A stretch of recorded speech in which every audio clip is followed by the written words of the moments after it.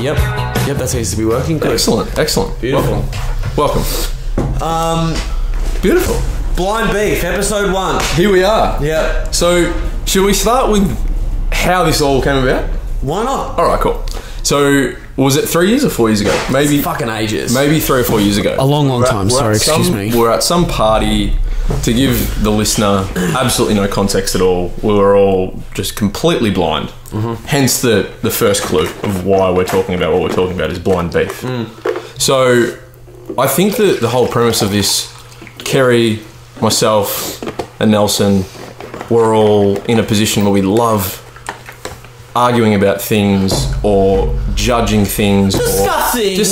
That's to put a little bit of Pavlova on it. Nice way to talk about it. Mm-hmm. Subjects that either pissed us off or made us talk about something or probe something or really get to the bottom of something. Would that be fair to say? I think so. Okay, cool. So that's the idea of this. It's not a beef as in an argument per se. It's more a discussion point of topics. Right. And then we kind of evolved into this I guess, discovery of like talking about, different issues for males and, and whether certain things are going to be helpful or, maybe not advice. I don't think we're very qualified to give too much advice. But just like expand on some topics that we wanted to learn more about and kind of have a platform where you could discuss it for the internet, and on the internet and... without a huge amount of censorship. Right, exactly. Fuck, I'm not even... There we go. It's a bit better. Yeah, but we like to drink as well. Right. Yeah, we like to get drunk, and we figure, what better way than to do it at the same time? Right. Exactly. And kind of try some different flavours. So maybe do different alcohols. Like tonight, we're obviously going to do wine, I believe. We should know more about the wine itself. We should. Yeah. We should. And I may or may not have done a tiny bit of research for about 8 minutes on, what wines are good for you, what are not. To be honest, there are actually, I did read somewhere that to drink some wine is better than to drink no wine at all for the human body. Right, because of the antioxidants and fucking shit like that. Right, and at the start I thought that was a crock of shit, but apparently it's true. No, it's legit. Yeah. But on the same token as well, it's like another thing that has cancer-causing agents in it, Yeah. I think there's obviously, if you get the what's the box called? The fucking what's that really shitty, cheap stuff? Goon. Yeah, close enough. Right? Goon, yeah. The goons, that's not really going to take you to the top of the health tree. No. So I think the dry, the red, I did read that it's actually better for you than the sweet stuff. Real wine. Yeah, real wine. Real wine, right. For real people and not hobos. Yeah. Correct. Yeah, apparently, the older the wine, the less it does for you as well. I read that somewhere. Alcohol-wise? No, health-wise. So we're just saying Health-wise. that. Yeah. So they're actually to drink some wine is actually better for you than nothing at all. Apparently, because of the antioxidants, because of a few different. Like they were saying, what was it? Like I read not hepatitis. Close enough. Cardiovascular disease, right? And also, what is it? Some other disease, something to do with the heart. Apparently, it's really good to have a little bit of red. I believe that. Red wine too, not white wine. Not wine. No. Why is it only red? Do you know why? Because there's more. Different grapes. I think there was. It's actually pretty much all the same grape, red and white, a lot of the time. I need to get up. But they said, give me 2 seconds. Wait. Here we go. Red and white wine are made from the same grape. Not all. No, a lot of them are. Are they really? Yeah, some white wines are made from the same red grapes. Okay. Yep. I completely assumed it was red. So did I. And 100%. Does anyone remember what our buzzer was going to be for when we have to drink? Like what the sound effect was the Hey Arnold thing, or was that completely different? Hey Arnold. Not Hey Arnold. Arnold. It was something to do with Arnold. What's Hey Arnold? That's a cartoon. It's a cartoon. That's right. Yeah. No. There was going to be. Weren't we going to just have like? Was it going to be not our names? What was it going to be? The fucking. Help me out. The Arnold thing. You're down? Like up, down? Up, down. Right. That was gonna be like if you wanted to talk or like something like that. Right. A signal. Okay. Because I've got an alarm for the first drink. Okay. Cool. How long's it for? I've set it for 5 minutes this time. Beautiful. I've set it for 5 minutes. Some wines are better for you than others due to the tannins in the wine. Oh, That's right. what it is, right? Okay, yeah. So, for example, a cab sab. I haven't even had a wine yet. Yeah. A cab sav is better for you than a Pinot. Really? Dry reds are better for you than Who sweet drinks ones. Pinot though? I bought a Pinot tonight. Shut the fuck up. Come on. Oh, Young reds are better for you than old ones. There we go. oh wait. Oh no, we can't hear it because the fucking Why? The mic is. the mic's plugged in and I've got it all set up to do that. Whoa. Yeah, Wow. I read the other day. I read an infographic on the oldest people on Earth Yep. and what they're. Was I on it? Yeah. I just helped you there. Thank you. No worries. Got ahead of me. Yeah. It was so fucking interesting. Like, Well, like their what diet they and shit? prescribe their age to. Half of them were like, "Yeah, I smoke every day." Yeah. It's like, well, Yeah. you can't fucking win. But And they all live in Japan. a lot of them live in Japan, they're all in in like Japan. one village. Yeah. There's this weird centenarian something village. Yeah. Okinawa, isn't it? Might be. Yeah. Where they work in the fields till they're like fucking 110. Right. And then they relax for the next 40 years. Yeah. And they die at like 150. It's amazing. That's obviously a bit of an exaggeration, but their average age is like super old Yeah. in terms of lifespan. Yeah, they're all pretty with Like it. a good wine. Good wine. Bit of an age. Do we have any plans of what we actually want to talk about, or fucking? Well, I don't know. Well, I was just thinking that, what do you think people... Because this is obviously open-ended, right? Yeah, yeah, of course. We want to make it about the listener. We want to make it about what they might find entertaining, yes, but maybe, educational. Yeah. What issues are facing us, which means they Yeah. might be facing as well. Yeah. Right. So you can be sort of a mirror for stuff. It's nice tuning into something and seeing what you're going through reflected. Right. And discussed. It's relatable. Yeah. Yeah. Yeah.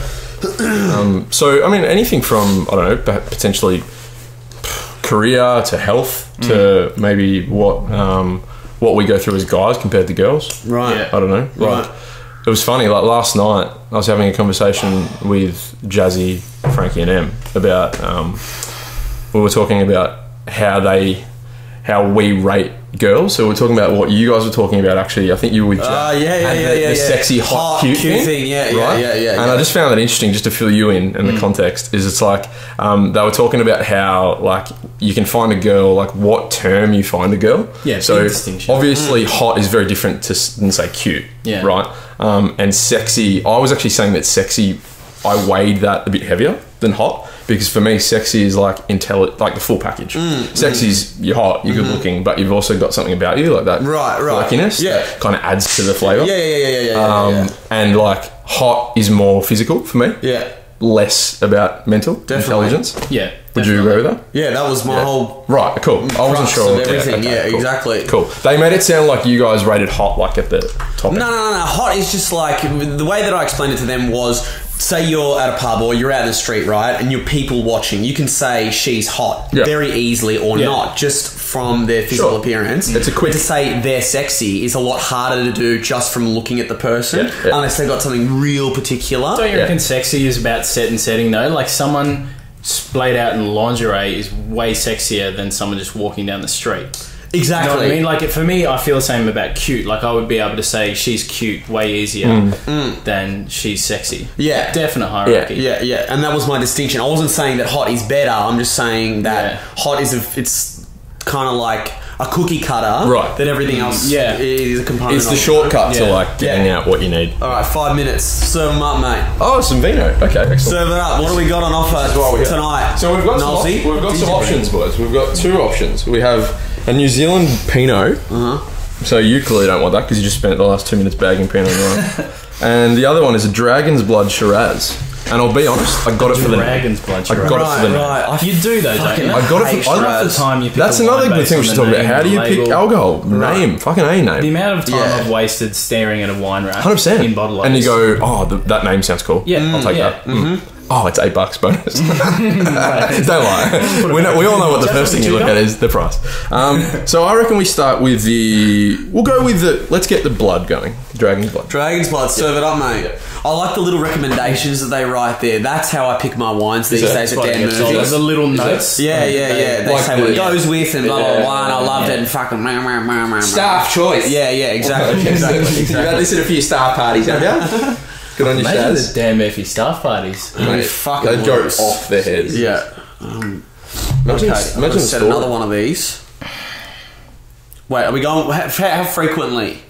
Well, you Not said it every for 5 5 minutes. No way. Maybe 10 minutes. Well, how big are you pouring the glasses? What? Well, That's not 5 minutes. nah. No, Well, no, the idea is no. not to finish it, but to have like No, 100%. to consume it every Right. And top it up. period. Just top it up. Top it up. Top it up. 10 minutes. Yeah. 6 goes. Yeah. See how long the first one takes to Yeah. finish, and then Okay. Good idea. go off that. Yeah. 10 minutes, Because there we go. we Thanks, also sir. don't know. Pleasure, mate. We also don't know how long the episodes might be, boys. Right. They might be like quick, punchy half an hour ones. In Right. which case, we're just blotto. Well, what's This- the plan with editing? Or- Are we just? I suppose we're going to see how it goes and then review it. Yeah, well, the idea, so this is recording See what straight it means. into the editing software. So the idea is to make it as streamlined, as easy as possible. Just have an intro and an outro. Oh, cheers, mate. Cheers. Cheers, And then boys. maybe some fucking sound effects at some point, you know?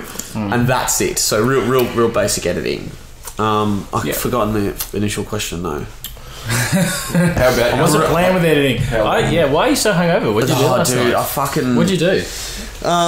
So I'm a bit crook, which makes everything worse as well. But it was Jazz's sister's birthday, and so we all went to Alumbra, and my sister works at Alumbra. Yeah. So we got free entry and blah blah blah blah blah blah blah, and I just got trolleyed. You know, I just got absolutely fucking mangled, like I Were you always do. drinking before Alumbra? A little bit, yeah. Well, yeah, of course You were. yeah. And then got in there, and because there were fucking lines, like flat stick lines, I was just getting double shot scotches every Yeah. time I went to the bar. Yeah. And before long, I was blind and just off doing my own fucking thing all night. Like, there's 2 hours of my night where no one saw me, and I was Jazz just said that. She's yeah, like, where are you? And you were like, where are you? yeah. I was fucking, He was just playing cat and mouse. So he never answered the question. And then they were leaving, and he's like, and he's this cunt just standing there smoking a ciggy by himself. He's like, oh, there you are. We thought you left. Gold.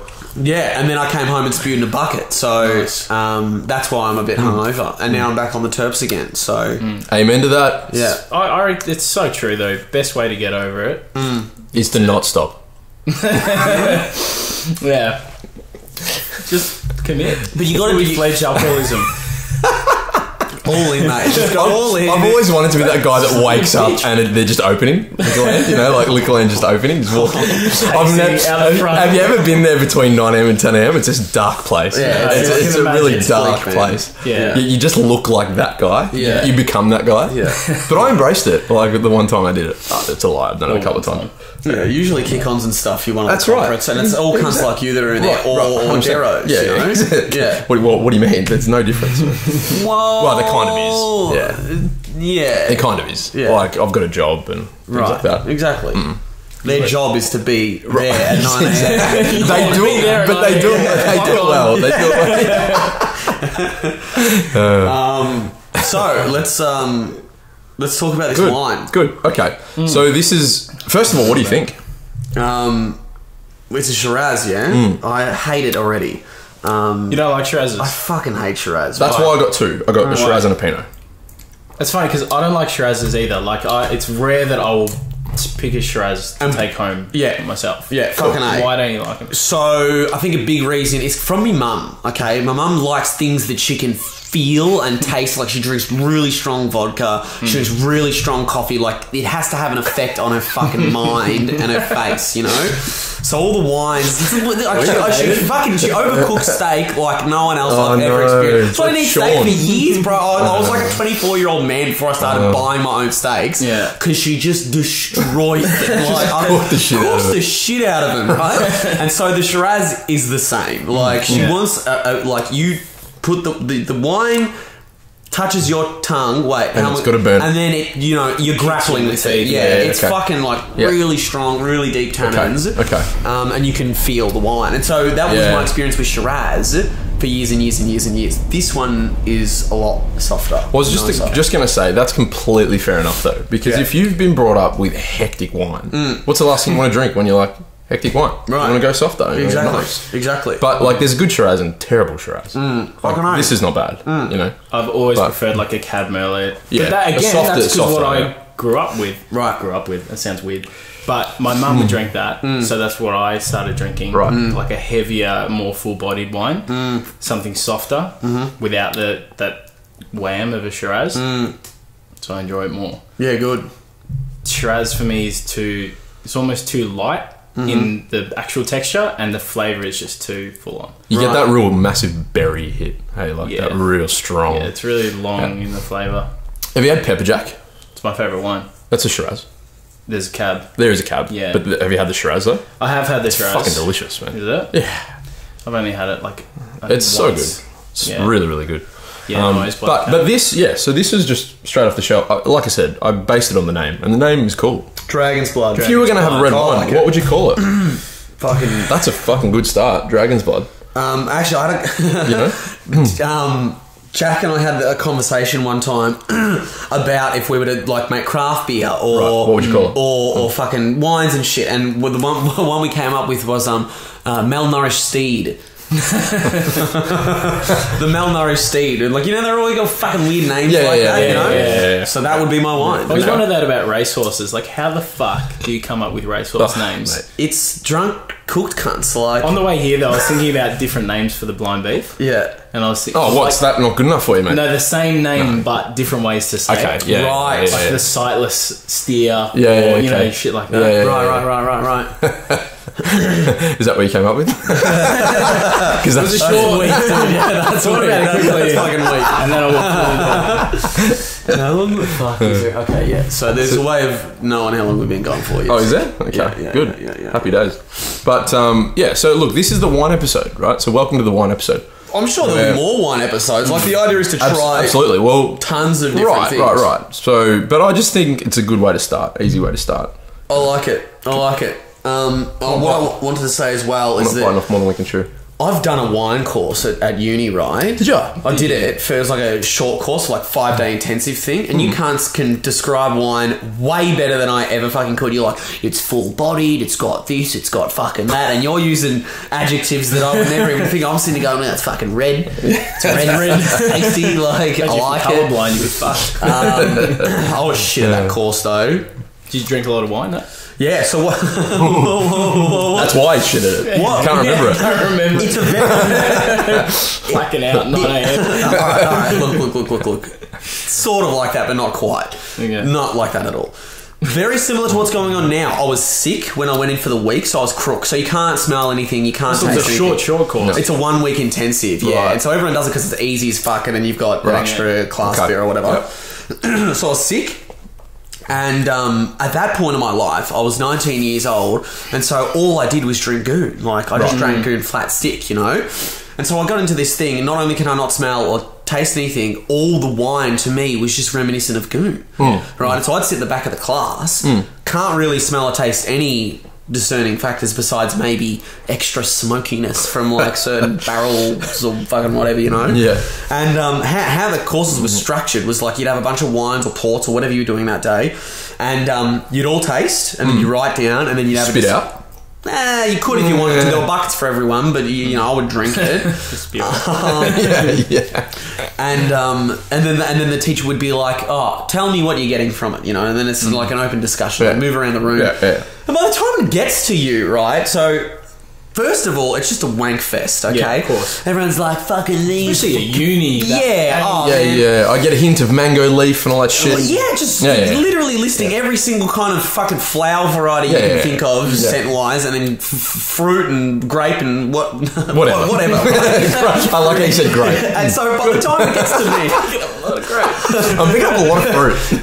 Can't pinpoint which one. right, and so some of these people like, and the more of a tosser that you were with how you described it and how you went about it, the teacher would be better like, marks. yeah, I'm getting that as well. I'm getting it now that you mention it. I'm loving it. And the next person would say something that would be counter to the person that had spoken before. 100%. But they're all right answers because of the way that you're going about it. And so it'd get to me, and I'm like, I'm all out of ideas here. You can't say fucking everything. What do I say? So I'm like, real basic answers, and he just like, okay, Kerry, you know, Next, you know, and Good, Kerry. right. Yes, right. it is red. Right. It And is so, fine. in the end, I got a 55 Out of 100? out of 100. Wow. You passed. Yeah. Not with flying colours. It's a weird feeling. I did the same thing, kind of. I picked French in my last year of uni. Right. Thinking, because I'd been to France and taught myself a little bit, like baguette.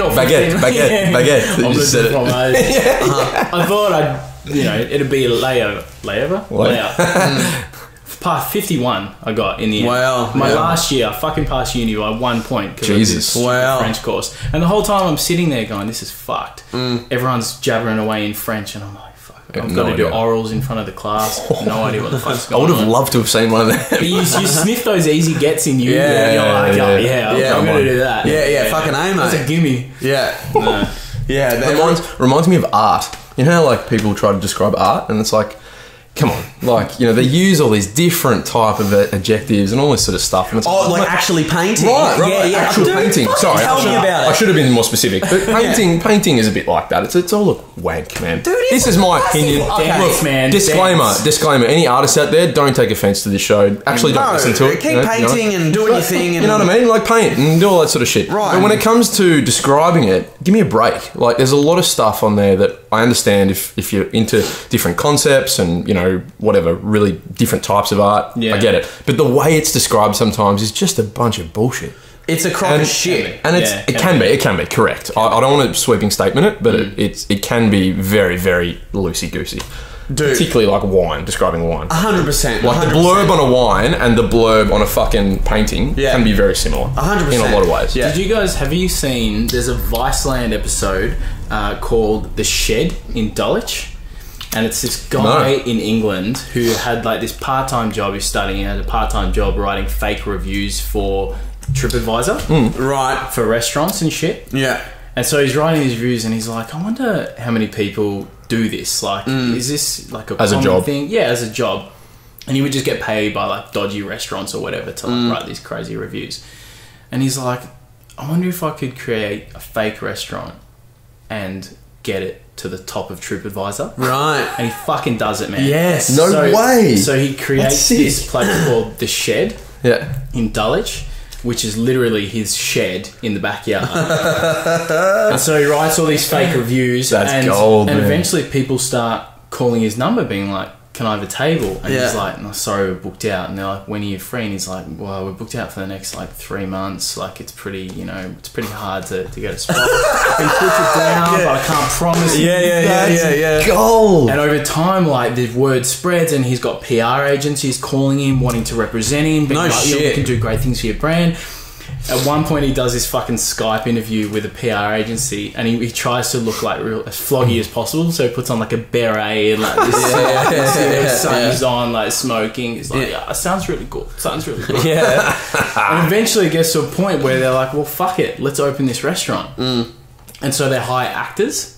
And they deck out his backyard with like tables and chairs. They put people up on the roof of the shed, and they just randomly call like 4 or 5 people who've tried to book a table. Yeah. And they're like, oh, we just had an opening tonight if you want. And everyone's like, fuck yes, like, let's go. Yeah. And obviously he's kept the address secret. And he tells people to meet him like on the street, blindfolds them, leads them down. Oh, wow. No way. Yeah. Takes the blindfolds off, and it's nice. They got these little tables, candles, whatever. But what he's done, because he's poor as fuck, he's gone and bought like a cup of soups and shit like that. And so he serves all this fucking, mac and cheese and cup of soups, and all these people, man, are like, they interview him afterwards. And they're like, the soup just really reminded me of home. Like, it was really homey. Like, I'd definitely come back. And he's just pissing himself with his mate in the back. Good, like, man. it's all That's bullshit. good. Yeah. But it just goes to show, like, 100%. build up something enough and people just swallow it. They believe it. You put a price tag on it and someone's going to fucking 100%. think that you know what's going on, which leads me back to where I went. So I went to see some art with fucking Jazz the other day before, and then we met people for drinks. What was the art? Alright, I'll show. Okay, I'm just going to show you, and then you guess how much this is worth. If you haven't seen it on my Insta already. I haven't seen it. A lot, I'm assuming. Oh, yeah. Okay. Where just was an it? amount? Where was the... 45 downstairs, which is like they do theatre I've there. been there, Yeah, and there's an art gallery there and stuff. Or? Yeah, it's in the city. Yeah. So it's a big piece. It's like fucking 6 feet high and all this shit, right? But like, it's a piece of shit. It's just a bunch of colours. It's just a bunch of colours you, and gloss. No, to everyone. All right, it's garbage. Okay, Maybe nah. Suck Suck my dick. So, okay? no, tell me this though. If you can't describe what's going on there, there's a big. What do you mean? What's going on? Well, what is going on? Like, how do you interpret that? Right, and the thing is, there's got to you. I know that, but to attach a worth to it, that's a different question. Yeah, okay. So the worth of this piece. So I'll have a guess. 25 grand. Bang on. Really? I did not know that. $25,500 for that piece alone. Right, was it by a famous artist? Kerry Armstrong. I don't know who that is. Okay. But all the art was there was a couple of really good pieces, but I'm talking. Armstrong. Isn't she an actress? Kerry, isn't she? I'll look it up. Kez, did you see on Facebook the other day? You've burned through that, man. I've got to catch up. We've passed our 10-minute mark. Oh, fuck. Well, pause conversation. Did you see that fucking post? It might have actually been on Vice.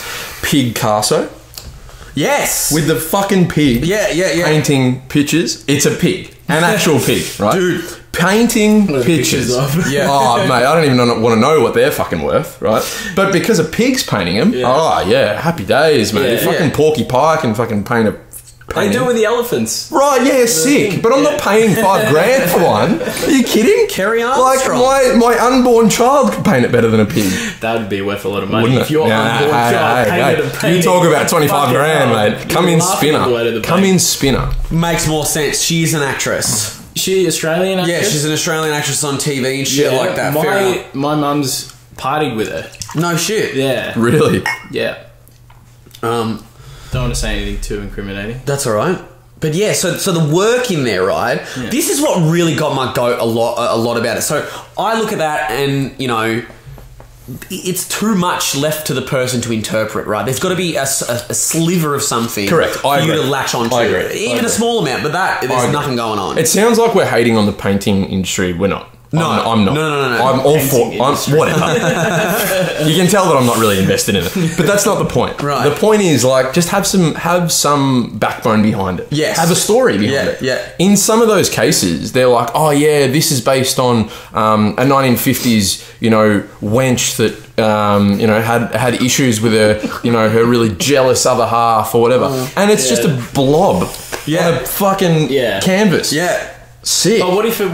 Not. But what if it was her? Like, what if it was someone who had issues with her husband and was had all this aggression and this resentment, and that was her way of getting it out, and so that was like a visual representation of someone's anguish and pain, and you know what I mean?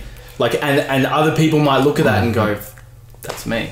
Right. Perfectly. Right, but I could write that and people would believe it. I just made that up on the spot. But what I mean is that you can have an abstract form on a canvas and go, I connect with that so much because of the colour or the shapes or the whatever. Right. It's a very subjective experience, 100%. Completely subjective. And that's why they get away with it. I just think... Get away with it. That is what they get away with it. Because they're like, oh, but it could mean this. Right. Fucking A, it could. Right. It could mean that. So, like, why though? New bottoms, okay? So we're talking about... And I understand where you're coming from. I totally agree. It's up to the person to interpret and, get something out of it depending on how they feel and all that shit, blah, blah, blah, subjective, etc., etc. Yeah.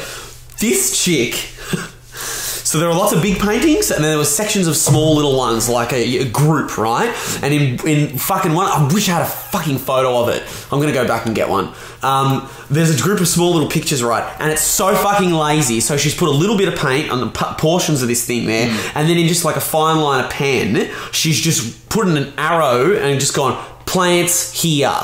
Like she's written herself a note to then paint flowers. Sorry, enough frame. $300 a pop, right? And then all over these different ones, it's like pigs here, and there's no pigs or even a remnant of a pig. It's just like she's in her mind, she's gonna get there eventually, but she's selling these pieces. Yeah. And just saying, like, I have to imagine what should be there, which I think is another... That's another level. Yeah. She's putting it on the viewer to be like, yeah, man, I really just wanted the viewer to find himself in my painting. I didn't feel the need to do it myself. Fuck off, man. Fuck off. Paint the fucking thing. Paint the flowers. Paint the fucking pigs. If you're making these things... It's art, man. Don't be lazy. Yeah, I agree. Yeah. But people are going to pay for a rare thing. At the end of the day, it's rare. Unique. It's shit. That's why. But it's unique. Yeah, it's unique. No one else is going to do that exact same thing. You're the owner of that piece of art. that can never be replicated. Yeah. Well, it can be replicated, Yeah. I suppose. That's the other thing. Yeah. Yeah. You know, have you ever watched Bob Ross? Yeah, Netflix? yeah. Happy little trees.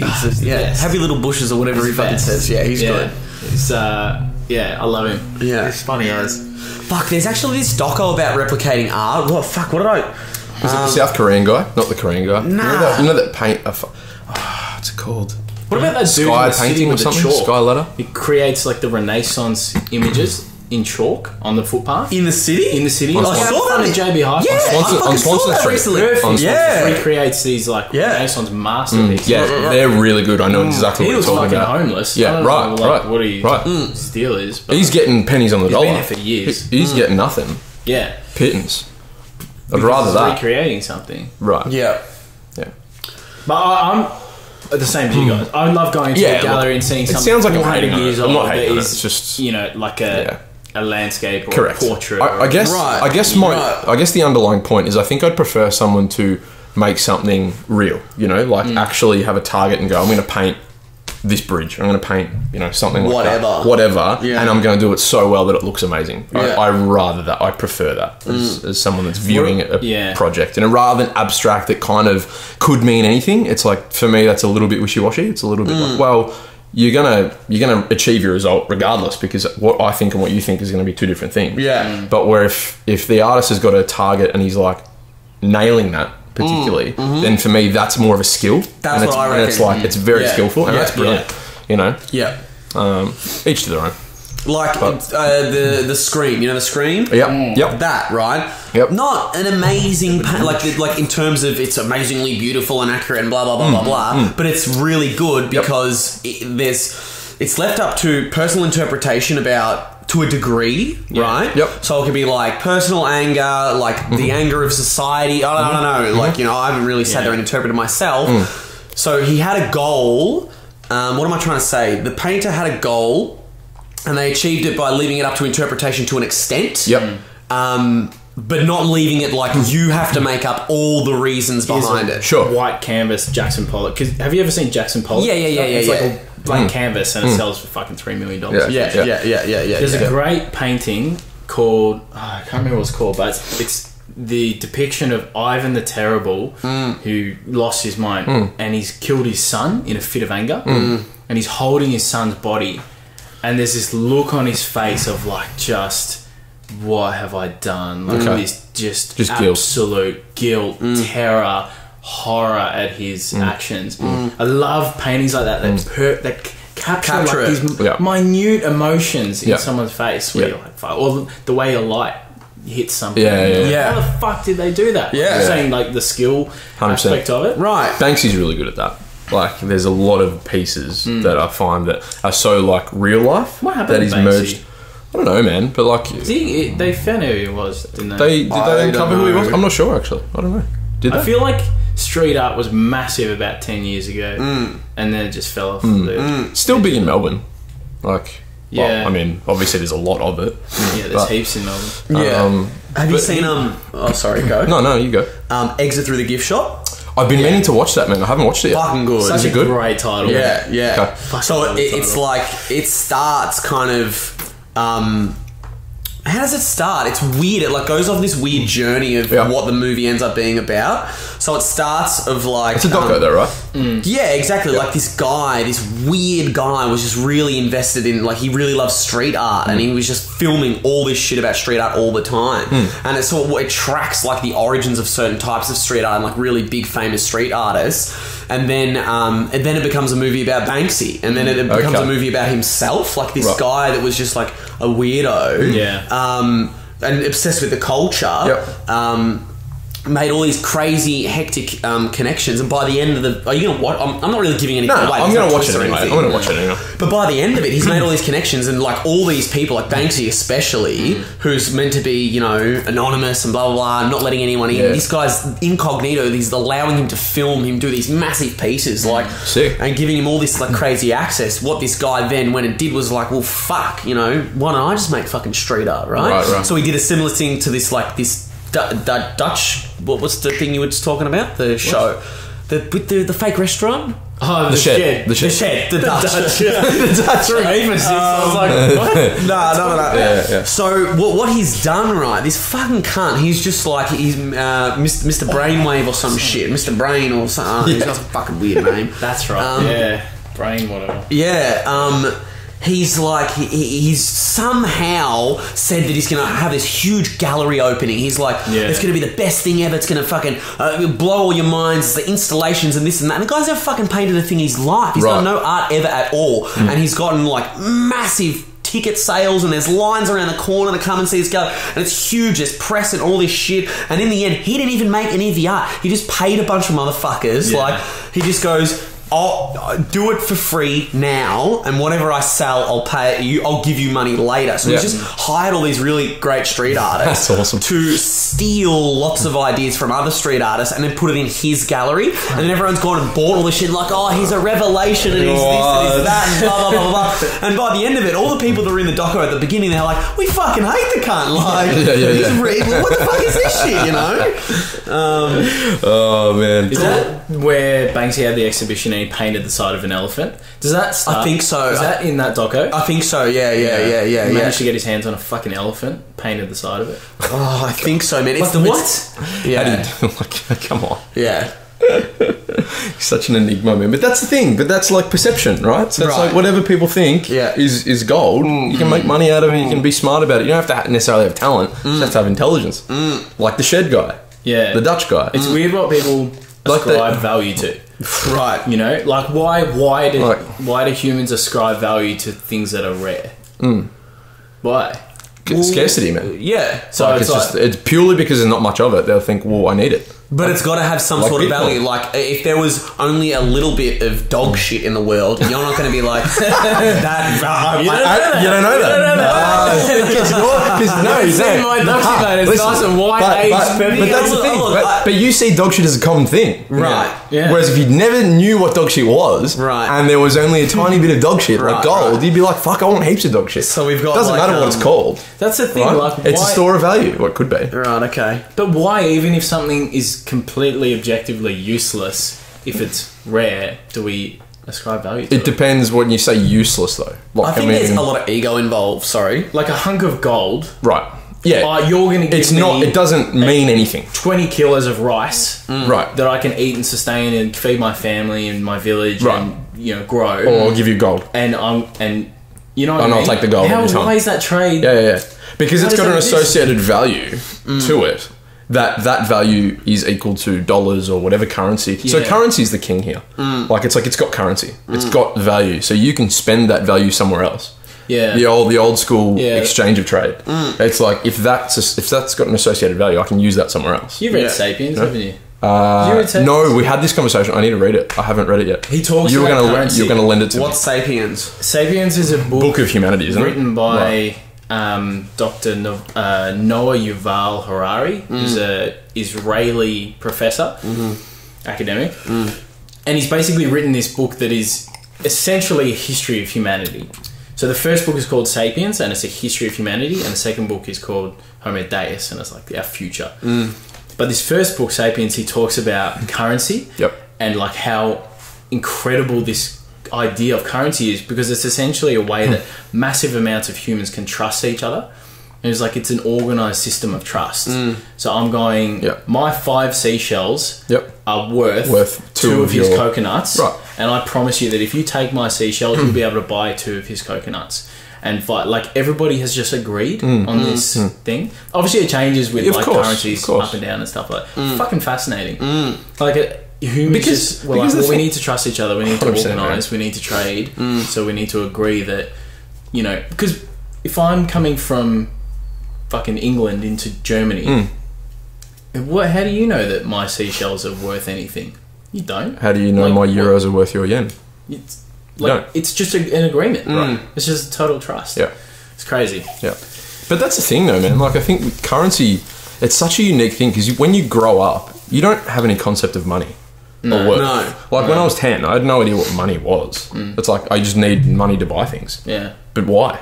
Yeah, you know what I mean. No one asks. No one asks why. No one ever asks why. It's just like, well, it just is. Yeah, and it's like, well, how did that concept start? Obviously, centuries and centuries ago with different like humanities, but it's crazy to think about it. It's like condensed labour, though. It's like, so back then, in order to get something of another person, you would have to do a task for them, or you would have to go out and hunt something and give it, right? Right. So the exchange of money, it's like, this comes from me doing a bunch of other shit. Yeah. And that's Your reward. That's a good point, yeah. Yeah. It's a reward. It's like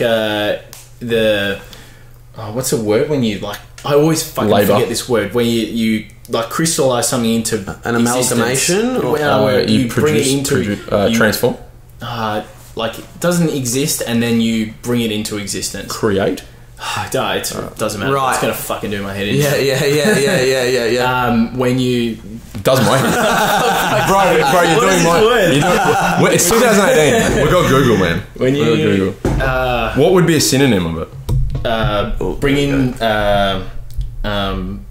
like bring into existence, crystallize, like thesaurus it up, mate. I think it's time for another wine as well. Yeah, sick. How do you spell crystallize? CRY. I got it. Don't worry. Crystal. CLIS. I got it. Z-E? I got it. No, ST. ST. Become clear, become definite, take shape, emerge, materialize.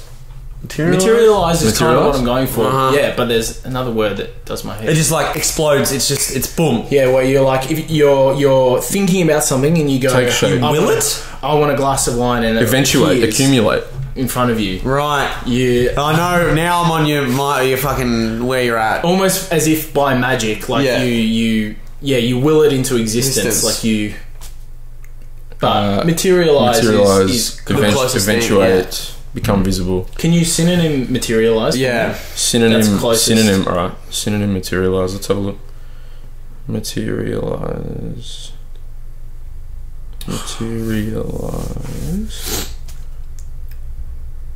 Here we go. Emerge. No. Transpire. View. Shit, yeah, this is gonna metamorphose. Oh, no. Manifest. Thank you. Manifest is a sick word. Yeah. Manifest is a good word. Yeah. Manifest itself. Yeah. Good, thank you. Manifest. Yeah. So, So what we're talking about? Good. Not bad. Yeah. Is this the vino? Yeah. Yeah, currency. So you're manifesting like a physical representation of labour or time. Yes. Into an object. Exactly. Into a note. And that person understands that that's what it is, you know? Yeah. That it's like it's like a weird bit of language, you know? Yeah. Yeah. Well, here. Yeah, you better I'll do that. Yeah. Should we just finish it? Like, how much is left in Yeah, there? sure. There's not that much left. Fucking calm down, buddy. Into it. QuickBooks, mate.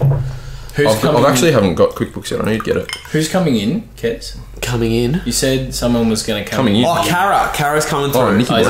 Yeah, just to pop in, say hello. Sick. Yeah, Cool. Yeah, that was good catching up with him the other night at Boogie. He can be a special guest. Right, he was there. Yeah, he was at Boogie. Yeah. we had a chat.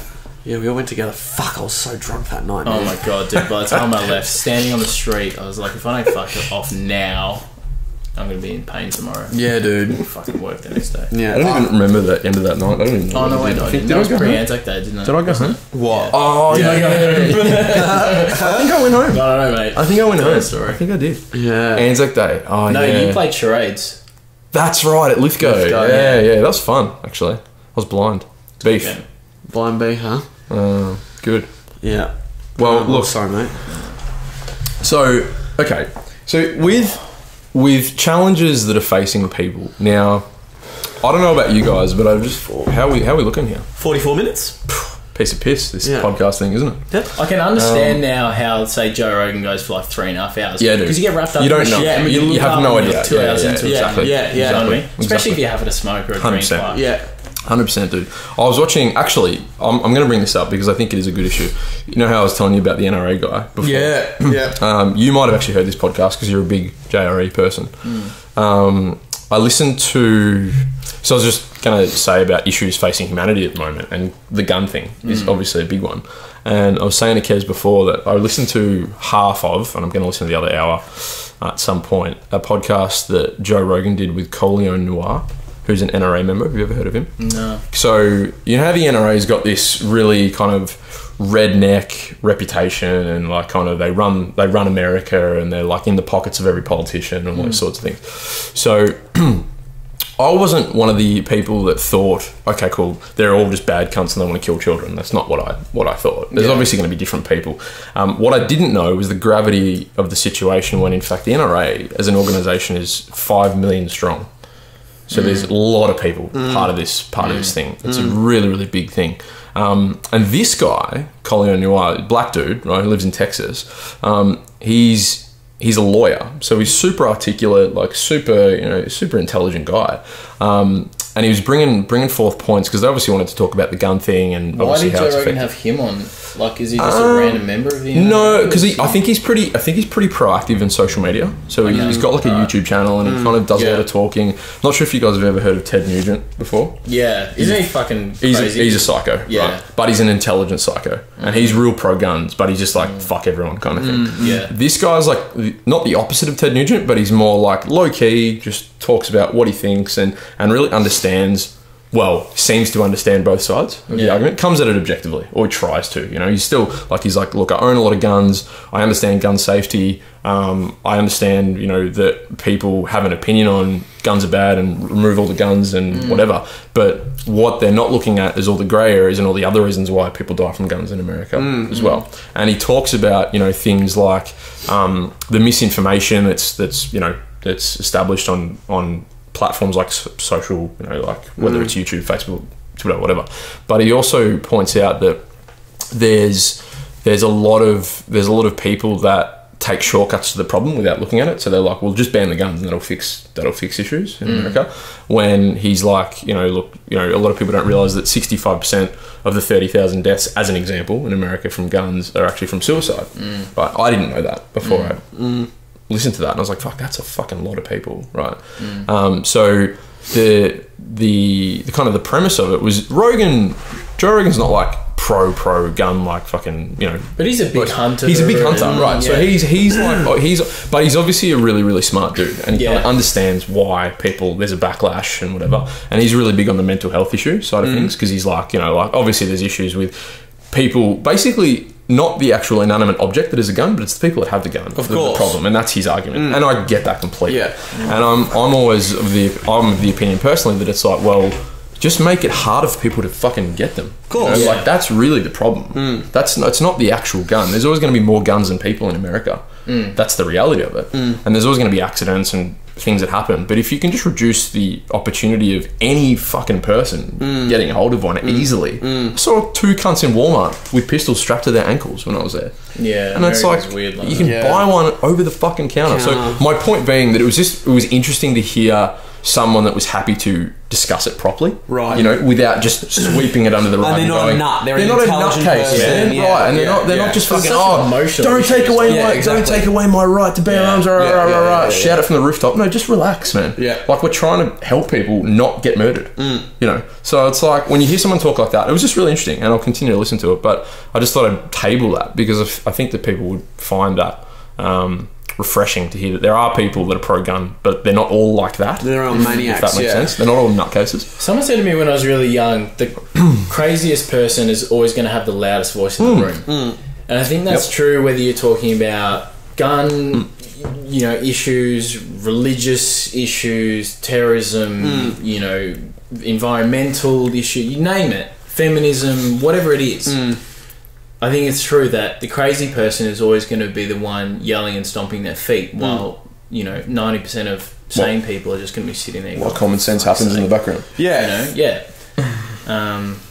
because if you can't sway someone to your opinion and you are dead set on your own opinion, then how do you win? In their mind, it's a win. How do I win this argument? How do I win this conversation? I explode with loud, boisterous behaviour and act like a child. And no one wins in that situation. No one wins, exactly. No one learns anything.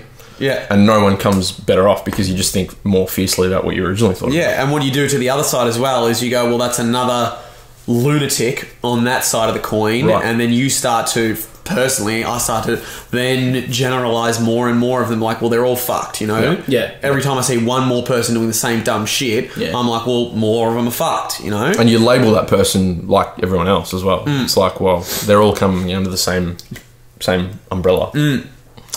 But yeah, look, I just think that it was interesting and not fascinating so much because I kind of know the for and against and whatever. And I'm really big on the fact that if we can, as a society, you know, effectively remove or apply restrictions on something that, you know, does a lot of damage in society, being guns, then surely they can do it to an extent. Of course. You know, they need to make it harder. They need to put some regulations in there without going to the nth degree. I think it's almost like all or nothing for America. It's like, oh, ban them all or every motherfucker can have a gun. It's not, there's a grey area there. Yeah. You know, it's not black and white like that. Yeah. And I think that's what people are missing. But that's how the issue is presented. Right, exactly, in the media. To present it that way. Because it suits a narrative. Right. It suits a narrative, for that person. To sow that division, you know, and have people either go to one end of the spectrum. But I think it's just easy for people. But America's a really us and them place at the moment, though. Yeah, dude. They always have been, though, dude. Racially, don't you think they have been? It's always been us against the world. We're the best country in the world. It's fucking, you know, whatever, man. It's always been like that. Well, ever since I can remember it. Do you guys know Tucker Carlson? Yeah, that rings a bell. And now all the stuff that I've seen on the internet and blah blah blah blah, everyone doesn't really like Fox News. If you watch Fox News, you're an idiot and blah blah blah blah blah. But this guy, it's like the tabloid news, isn't it? Yeah, and he has his own Tucker Carlson something. He has his own show, right? Go for it, mate. Go for it. Look, as you were, continue. Yeah. And so he has his own show. I'm so glad we're videoing this because that's just put context to what actually happened. Yeah, that's good. Good. Fucking A. Fuck, I need to eat dinner. Actually, I've got chicken nuggets in the fridge. Yes. Anyway, so he has this show and he's on Fox, right? And he has this fucking dude, man. He has this same chick on constantly to talk about new issues, and they're always about fucking LGBTQ things, right? Fucking stuff in universities and you know, the tiptoe stuff that happens now about political correctness. Yeah. They've always got this same chick on there, right? Okay. And so the most recent one that I watched talking about segregation, right, particularly. It was about, I don't know if you guys heard about this, where this young girl, she's like 17 or 18 years old, she wore a really beautiful dress to her prom, right? It's an American girl, but it was Chinese style, it was a Chinese design, right? And some cunt on Twitter, some bloke, an Asian guy, is like, my culture is not your fucking prom dress, right? And then cultural appropriation hashtag, some bullshit like that, right? And it got 150,000 retweets and shares and likes, and cunts were just like, fuck her, she's the worst, blah blah blah, how dare she do this about my culture and all this 17-year-old girl. 17-year-old girl, right? On, you know, and so he brings her on again to talk about this issue, you know, and this chick is of the mindset that it's massively, she's cultural appropriation 101 is what this young girl's done, you know, and he says, he's like, but isn't it assimilation? Is it like we live in a melting pot of culture, right? You know, you've got every single nationality that lives and exists in America, right? And that's what makes us great, you know? That's the whole notion behind assimilation, is that we share cultures and we grow as a species. What you're saying, like by saying not allowing this girl to just wear a dress, you're segregating anyone that's not Asian from wearing a dress. And so he goes, so by that token, you know, should you not fly a plane? Should people that aren't American and, you know, Wright brothers, because the plane was invented in America, if you're from Abu Dhabi or wherever, should you not be able to fly a plane? Because that's cultural appropriation, because you're using something that wasn't invented from your country. And she's like, well, no, that's a different issue. He's like, no, it's the same fucking thing, you know? You just like, you're picking this battle and you're clinging onto something because it's got traction, right? People love to be and what's the what fascinates me is, what's the motive there? What makes them feel relevant? Yeah. But they love it. Makes them feel relevant. It's such an insecure way of trying to get attention. Look at this bullshit about Apu and The Simpsons. Have you been? Oh my god, dude! I read about that the other day, dude. Are we having this conversation? Dude. Don't get me started on that. Explain to someone that might for the listeners. So for anyone that hasn't heard, basically there was a documentary made by an Indian filmmaker, I don't know, I want to say 3 months ago now. Yep. And I'm pretty sure the title of the documentary was the poo problem, maybe. That's what it is, yeah. I got that wrong. Yep. And the whole thing is about how Apu is basically perpetuating negative racial stereotypes for Indian Americans, and how viewing The Simpsons in hindsight shows that it's actually a really racist depiction and rah rah rah. Basically hauled the creators and the voice actors as well, which makes no fucking sense to me, over the coals about this. Forced Hank Azaria to come out and apologise and offer to step away from The Simpsons. I liked Matt Groening's response though, where he just went, people love to pretend that they're outraged, and then he just completely brushed it aside, like you're fucking idiots. As you should. Not to mention, it pisses me off. Not to mention like Bumblebee Man, Krusty for Jews. They're all caricatures. Like the fucking 100%. Italian chef, the fat coppers that eat donuts. Like, right. Groundskeeper Willie. The whole show. There's full of them. Exactly. Comedy loves stereotypes. Pizza guy. And they're going, oh, Apu, he works in a convenience store and all this stuff. And it's like, what are you even saying? What do you want from this? Correct. That's the point. Why are you standing That's up? the point, man. That's the point. What are you chasing? What do you need? Yeah, what do you need? I'll give you what you need. What do you need? Well, what is your point? Dude, this is shit in the past may not have been as culturally sensitive. Cool. So what you're taking is you're taking a brush and you're painting it against a show that's been around for 25 years. Yeah. That's been doing it forever. And now you've got a problem with it. Yeah. Oh, what happened 20 years ago? Yeah. Bring it up then. Yeah. If you've got an issue with 100%. it. Also, no, they didn't. Why don't you want to change other characters in the show? Correct. You're really upset about racial stereotypes. Change Groundskeeper Willie. Change fucking everybody. You got to change the entire fucking show. I think the fact that we're talking about is ridiculous. Right. We shouldn't be talking about it. But we are, which highlights the severe deficiencies that some parts of humanity have. Just like Grandpa Simpson, not all elderly people are fucking have dementia Senile and forgetful, fall asleep at the drop of a hat. 100%. That's perpetuating bad, like I just fucking hate that when people feel this need to be outraged on behalf of someone else, dude. It's not your issue. Shut the fuck up. It's got nothing to do with you. Okay, granted, Olive Branch, he is Indian American, so maybe he should be allowed. Obviously, he should be allowed to stand up and go, I'm offended. But he shouldn't be allowed to say that on behalf of thousands of millions of people. No. And the other thing. Fair enough, have an opinion. You're offended.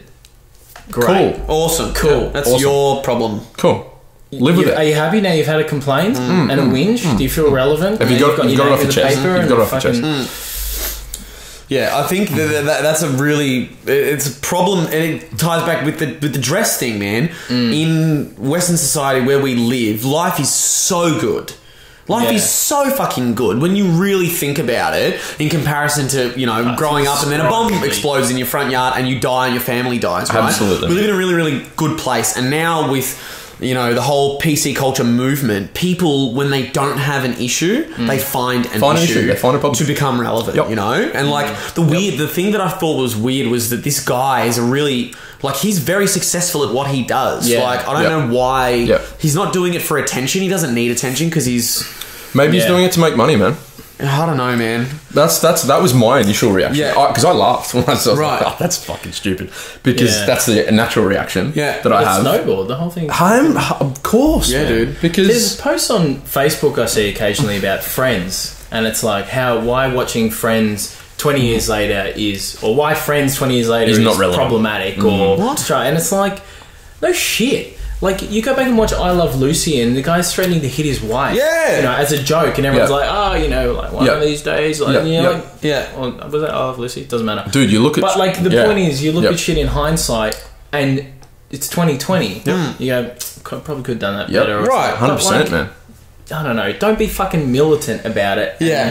Absolutely. And what they do as well is you look at something 100%. That was filmed. You might look at something that was filmed in, I don't know, the 40s or the 50s or Charlie Chaplin style or whatever, and there's horrendous examples of racism and segregation and blackface and slavery and all this sort of stuff, and because that was the time. It doesn't excuse it now.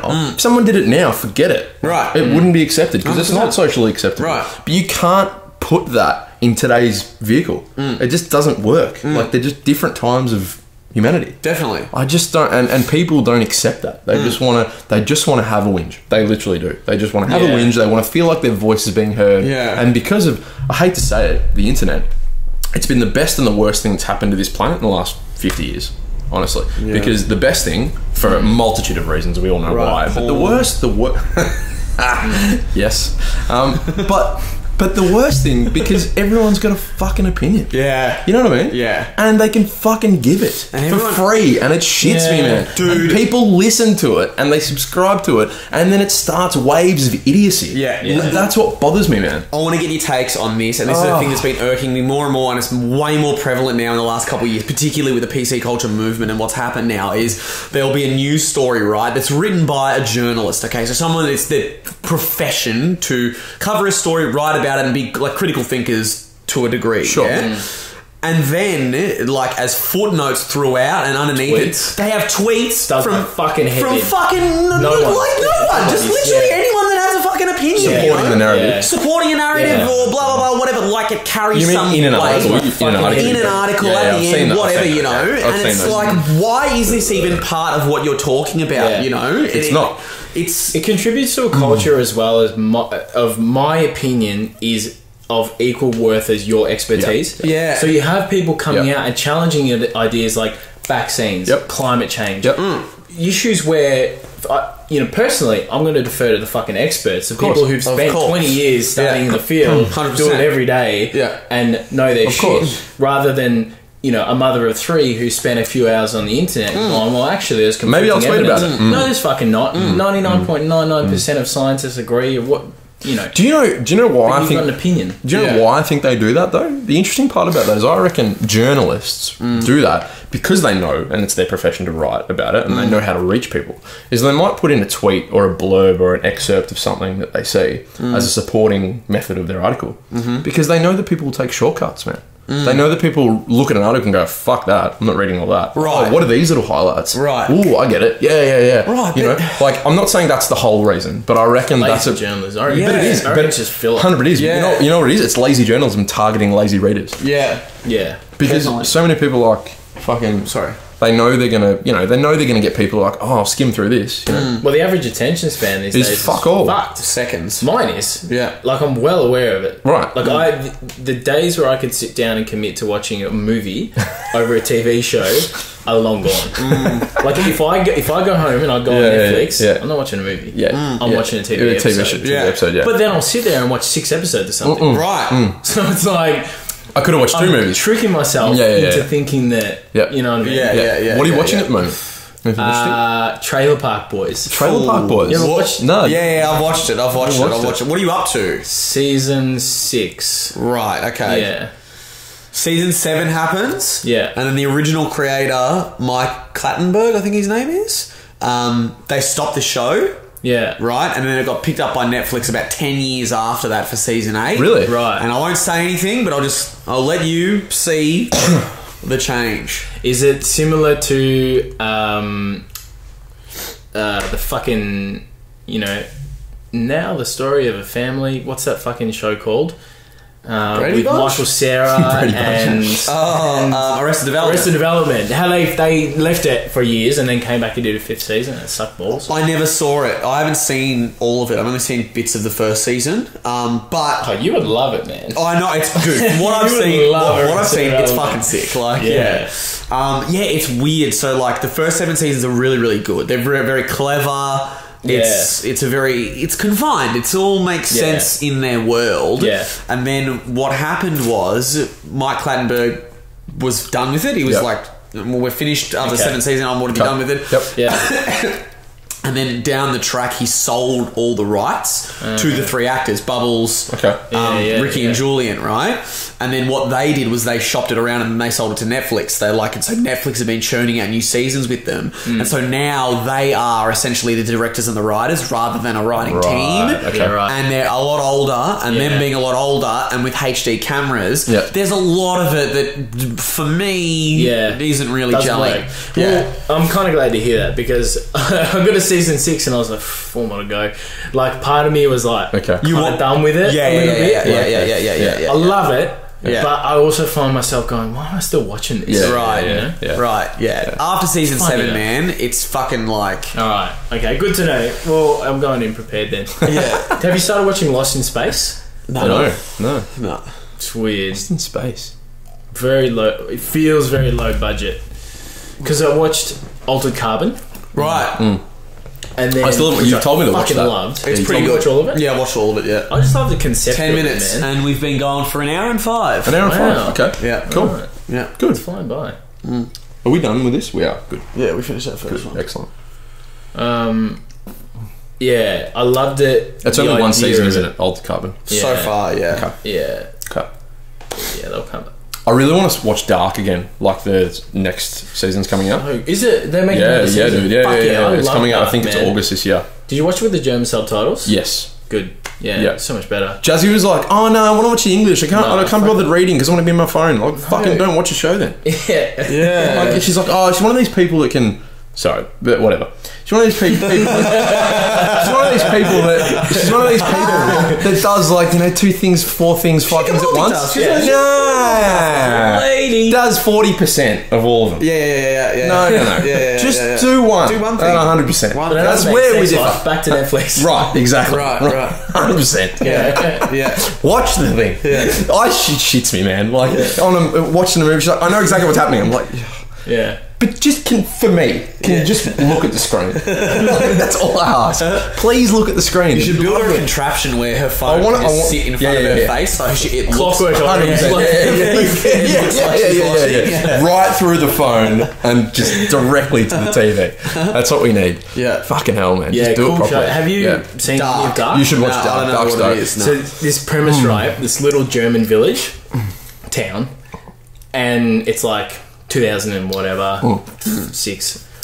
Kids start to go missing in the town, and turns out that it's happened before. 33 years ago, kids Right. went missing. Then the bodies start to show up of the kids, but they're the kids from 33 years ago. No shit. Yeah, What, man. preserved or like skeletons? Exactly how No, they were exactly how 33 they years ago. were. Exactly how they were, yeah. And so it's a story of the present day in the 80s and 33 years before that and like the 50s. Split. All at the same time. Yeah, with yeah. like the same characters. Yeah. All kind of into it and people... I won't say any more than Right. that, but it's Right. fucking confusing as fuck. Halfway through Really I was like, confusing. I'm barely It's hanging like on it's here, like, it's like interdimensional. Okay. Yeah. So it's like there's without giving it away. It's very, very there's fucking like cool. like time traveling and shit. Yeah. Okay. Hectic. And it's on Hectic. Netflix. It's on Netflix. Netflix. It's Yeah, hectic, man. It's hectic. It's a good watch. It's something you can Yeah. turn on and go, I'm watching this whole thing. Sick. And just rinse it. Sick. Yeah, it's good. Fucking A. I'm getting towards the end of The Sopranos too, by the way. For the first time. First time. Oh, God damn, Season son. 6, episode Oh. 6. Man. So Vito's just, sorry to all the listeners that haven't watched it, Vito's just It's 25 been years discovered. later. Yeah, fucking get on Spoilers. it. Get on it. Yeah. I don't give a fuck. Yeah. Like it's their fault. It's It's their our fault. show. It's your fault. Yeah. But yeah, no, like Vito, they've discovered he's gay, and he's in the club and he's Yeah. under leather. And the Yeah. guys see him. Yeah, It's yeah. funny as. Yeah. And then he just man. goes to New Hampshire. His car breaks down. And shit. Yeah. God, I was Funny fucking as, invested man. in those characters, man. What a fucking When they show! took What a show, man! Adriana. What a show! Adriana. Oh, man. Adriana? No, this fucking guy ruins it for me, man. It's like, oh yeah, Yeah, we were like talking about it the other day. fucking 3 weeks ago. I hadn't even watched season 5 yet. No. Oh yeah, how fucked was it when they killed Adriana? I was like, yeah, it's sick, man. That's horrible. That's horrible. I hated that part. dude. Thanks, dude. So painful. Anyway. Like they pick her up and Yeah, it's horrible. It's just like, Oh, So, man. Yeah. and it's Sil weird. just has like no Sil. emotion, man. Yeah. You have to, mate. You have to. Like, see you Like, later. Sil's one of my favourite He's a characters, sick bro. one, man. I love Sil. Yeah, same. yeah. Into the head wobbles. Like, Yeah, Sil and Paulie. Sil says more without Yeah. saying anything than any other character. You know, it's that look. Still in the loop. Yeah. You know he's a professional guitarist? Yeah. Yeah. Really? No shit. Fuck, for some massive band. Like he's like in some big Yeah. band, you know? Like Really? he's Okay. well-established musician. Yeah, Where's right. Nirvana? Did you imagine? Just with Dave Grohl, just like. Should we crack the other bottle or should we kind of wrap like what's Well, look, the time? how long have we been going for? an hour? An hour. 25. Okay. It's up to you. I'm getting drunk, dude. Like I'm fucking. Well, yeah, you're at home. let's so let's Yeah, are you driving? yeah. Yeah. Look, don't drink and drive, please. Yeah. That's the other thing that I thought about. So we're doing this, right? Have you seen the new drinking laws? Let's have another bottle. We'll have another bottle. Let's have another It's the opening. All right, it's the opening. The opening. It's the opening. We'll have another bottle. We'll have another bottle. Well, no, this is only a Pinot. It's 1% less. Okay. Whatever. You're supposed to don't worry about it. I'll just drink it. How's that? It's How come you're not drinking? It's only 13%. He's a bitch.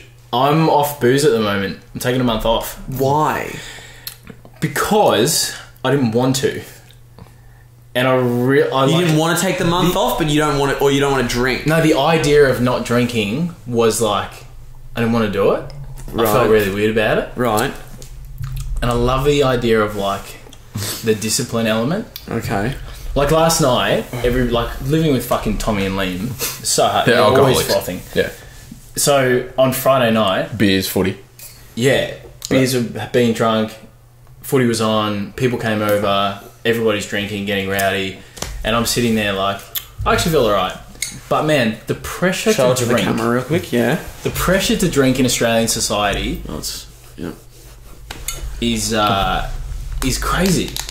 Like people can't fathom. Like the way you're looking at me now, people can't fathom why you don't want to drink. Oh no! What I was thinking about then was that like I asked him to show the bottle You're right, to mate. the camera, and then it was out of focus. So I was like, even for the viewers at home, they're gonna have no fucking idea what the wine is. It's a glimpse into how Nolan feels. Right. I was just waiting for him to shut the fuck up. But we're drinking a Pinot Noir from New Zealand called Mudhouse. Mudhouse. There you go. But continue. Yes, I would have the same look looking at you now. Yeah. Yep. Because I did it Sorry. in February. I took a month off drinking in Feb. Right. Just to see... Because obviously last year I was overseas with Sean. So you all the time. Fully fledged Flat alcoholic. stick, You yeah. wake up at 10 a.m. You're like, oh, beer, yeah, whatever. Cheers, mate. Drinking straight for 6 months. And so when I got home, I was like, that's fucked for my body. Like, I need to take a break. But then it was Christmas. That's really nice. It's delicious, isn't it? That's really nice. easy. Better than yeah. Shiraz. Yeah, much better. Yeah, light. happier. Yeah. Yeah. Yeah, I never had Pinots. Pinots are good, man. Yeah, but then it was Christmas, and there was New Year's, and then it was birthdays and summer, and I was like drinking.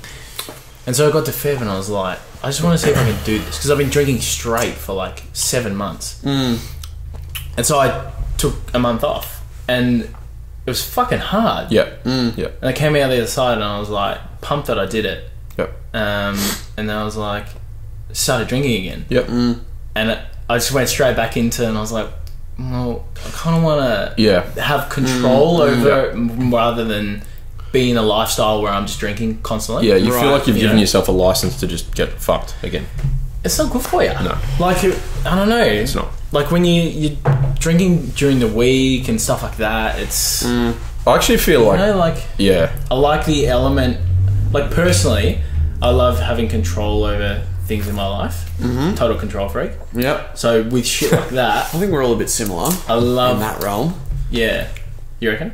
You definitely are. I'm a massive control freak, yeah. Yeah. For sure. What do you like when you work on sets and stuff? Are you... yeah, pretty ratings? authoritarian. Yeah. I try... this is the thing that I'm working But you kind of on. need to be in your role, though. Yeah, of course, Fuck, that's part of it. To a degree, yeah. I think, like, because I know exactly what I want, you know, I know exactly what I want, and the thing is, for the most part, I know how to do a lot of the jobs that I've got people doing, Yeah. right? And so when I'm like, I need this done, I know that I could do it like that, Yeah. right? Yes. And if that person's fucking whatever, you know, doing all this bullshit, and I see him fucking doing that, I'm like, oi, Yeah. come on, let's get Pull a your finger grindstone out. Yeah. grinding, you know? Yeah. So on set, I'm you know, because everyone's a person, everyone's got emotions, everyone's different. You got to kind of learn to massage people differently, as weird as that sounds. To get what you want, you know, to get what you want. And some people respond very well to like, hey, can you do this now? Otherwise, you need to be like, you need to ask it as a question. You know, you got to ask it as a question. Do you think it'd be possible if you could do blah? And so it's like a dance of how you deal with a lot of people. Yeah. But yeah, huge control freak on set for the most part. Yeah. And I think the only saving grace, not to toot my own horn, is that the finished products, usually when they come out, people are like, okay, that was worth it. You know, like it might have been a bit annoying, you might have been a little bit pushy, And that reinforces your behaviour. But if you- then. right, So, exactly. You know. But I think if you establish that up front, it's fine. Like if you go, listen, the way that I work is obviously going to maybe rub some people up the wrong way. Yeah. Not necessarily you personally. Happy days if it doesn't. But if you kind of come out and say that, people are going to be like, cool, I respect that. Yeah. You know, most of the time. Yeah. Otherwise, they're not the right people to work with. Right, exactly. If they're whingers or they're whatever. Yeah, and what I've found is that the same sort of people still want to work with me on shit. Yep. Let me turn this down a little bit. Same people still want to work with me, even though that I know I can be a little bit more abrasive than other people when I'm working on set. Yep. And that's what you want, though. You want people that you gel with and you click with. When you're working in a creative environment, especially, you should have some, and you have some sort of vision. You need, I imagine, be a little bit heavier. Definitely. In terms of enforcing that. Definitely. Or directing, pardon the pun. 100%. Yeah. You know, that vision into what you want it to be. Yeah, of course, definitely. Rather than just being like, oh, it'd be nice if you could, right? Yeah. Maybe you thought about, like... So, like, I've done some bit of research, and like the main guys that are, you know, you got Spielberg, James Cameron, Stanley Kubrick, right? 3 titans of industry, of what they've done, and they've all done amazing things in different genres and blah blah blah. But their directing style, I don't know personally because I've never met any of them, but like it's the same thing, like, you know, difficult to work with, and that comes from the crew and the cast. But once it's done, everyone's like, I get it. I understand it, you know. Have you seen any of David Letterman's new show? No, I didn't even know he had a new show. It's fucking brilliant. It's on Netflix. Yeah. It brings on someone who's like a mystery guest. It's called My Next Guest Needs No Introduction. Yeah. First one was Obama. Right. Second one was George Clooney. That's how you open a show, mate. Like, It brings out Obama. Yeah. That's fucking awesome. So it brings out George Clooney for the second episode, and they're talking about when he was on Help Me Out, the hospital show ER. Oh yeah, right. No, it wasn't ER. It was not the West Wing. No. That's the West Wing. It's in smocks in the Oval Office. What's it called? It was a doctor. Yeah. Just look it up. House. Long story short, so he's on this medical, playing this doctor. Yeah. And who do they get to come in to direct an episode? Steven Spielberg, right? So he gets to meet Steven Spielberg, and Spielberg says to Clooney, it was ER. It was ER? Yeah. Oh, true. Good. Mine like a steel trap. So Spielberg says to Clooney, you'd be a star if you'd stop moving your head so much. And like that was just his comment to Clooney. Like no pretense about it. He was just like, yeah, you'd be good, but you need to stop doing that. Yeah. Like that was it. Yeah. Wow. He didn't cajole him. He didn't He let him figure it out. He was just like, you're a really good actor, but you need to stop doing that. Yeah. Like, I kind of respect that. Yeah, that's awesome. Of course. And of course, Clooney now with hindsight was like that was good advice. Yeah. Fucking A, mate. Fucking A. Definitely. Yeah, so I think that's how you need to be. Like, that's how you need to be with a lot of people to really get the right thing. And so, an example from my work, I don't know if you guys have seen this, but the web series that I made. The Sock? With the Sock, with the odd sock. So the actor in that, he had a problem with, and I'm still very new to what I'm doing, particularly with narrative work. And so directing actors is still a thing that I'm learning all the time, right? And I don't think I'm very good at it yet. Anyway, it doesn't matter. What this guy did, he was perfect at the role, the perfect looked, and he, sad and he was like right for it. But what he did, he was a mad over actor, He was just a constant over actor. And what I had to say to him was, in between takes, I'd be like, do nothing. Everything that you're doing, literally just say the lines. And then we'll build from that. Build from there. Right, I didn't say we'll build from that, but I would say, literally, whatever you're doing, stop all of it and just say the lines. And the best takes we got from this guy was when he was just forgetting all the stuff that he knew about acting and all this shit. Because the scene it was just after he'd been in hospital, right? And his arm was all fucked up and he was laying in the bed and all this shit. And he was moving around and bopping like fucking Stevie Wonder over here, And we didn't want that at all. It was all subtle. It was all in the eyes. It's all in like tiny little face movements, and I couldn't get him to do it. And I said, just stop everything, but it was forward and it was direct. Yeah. And he's like, okay, I understand now. Now I understand. So he was receptive. He was receptive to it, you know, and you just got to be like, boom. And I think that's in every industry. But it's like, you fucking hit the nail on the head, because I was just going to say, like, it's in everything that we do. Yeah. Like, in terms of occupational sales, it's massively in sales, like talking too much. Perfect example. Yeah, you know, if nice someone oversells something or overdoes something or whatever, it's the same psychology, man. Like, that person's got to come to the realization that they need it, or in an actor's case, you know, let the scene be the scene a lot of the time. I just think it's funny how people will try to be something when if they don't try, it has a bigger impact. It's way better. Yeah. Sorry, like, indifference is massive, man. Yeah. 100%. It's huge. People, I don't think they kind of understand that as much. But you were talking about alcohol before, right? Control freak. This is how we got onto that topic. Yeah. Just to bring it back, you were trying to control. You are a control freak, but you wanted to try and have that. Yes. I think because I'm doing it next month in June. Oh yeah, really? For me, it's a tapestry. Before we go to Greece and fuck ourselves. Yeah, good point. Right. Well, that's it. So it kind of defeats exactly what we're talking about. Like, not being able to control myself overseas, so I'll control myself here. But do it Fair enough. beforehand. Why not? Let your body get in a good state. Right, and then exactly. Go Right. you know? Become Adonis and then fuck it all up. Yeah. I'm a huge believer in, like, agency in my own life. Like, if I fuck up, it's because I fucked up. Or if I have a success, it's again, that sounds really conceited, actually, now I say it out loud. Obviously, other things play a role. But you created it. I'm a big believer in making my own decisions in life and choosing, creating my own whatever. Outcomes. And so I just like elements in my life. I like having discipline over them, whether it's going to the gym every night or little shit like turning up to work on time and doing my you know what I mean? Is that hard for you?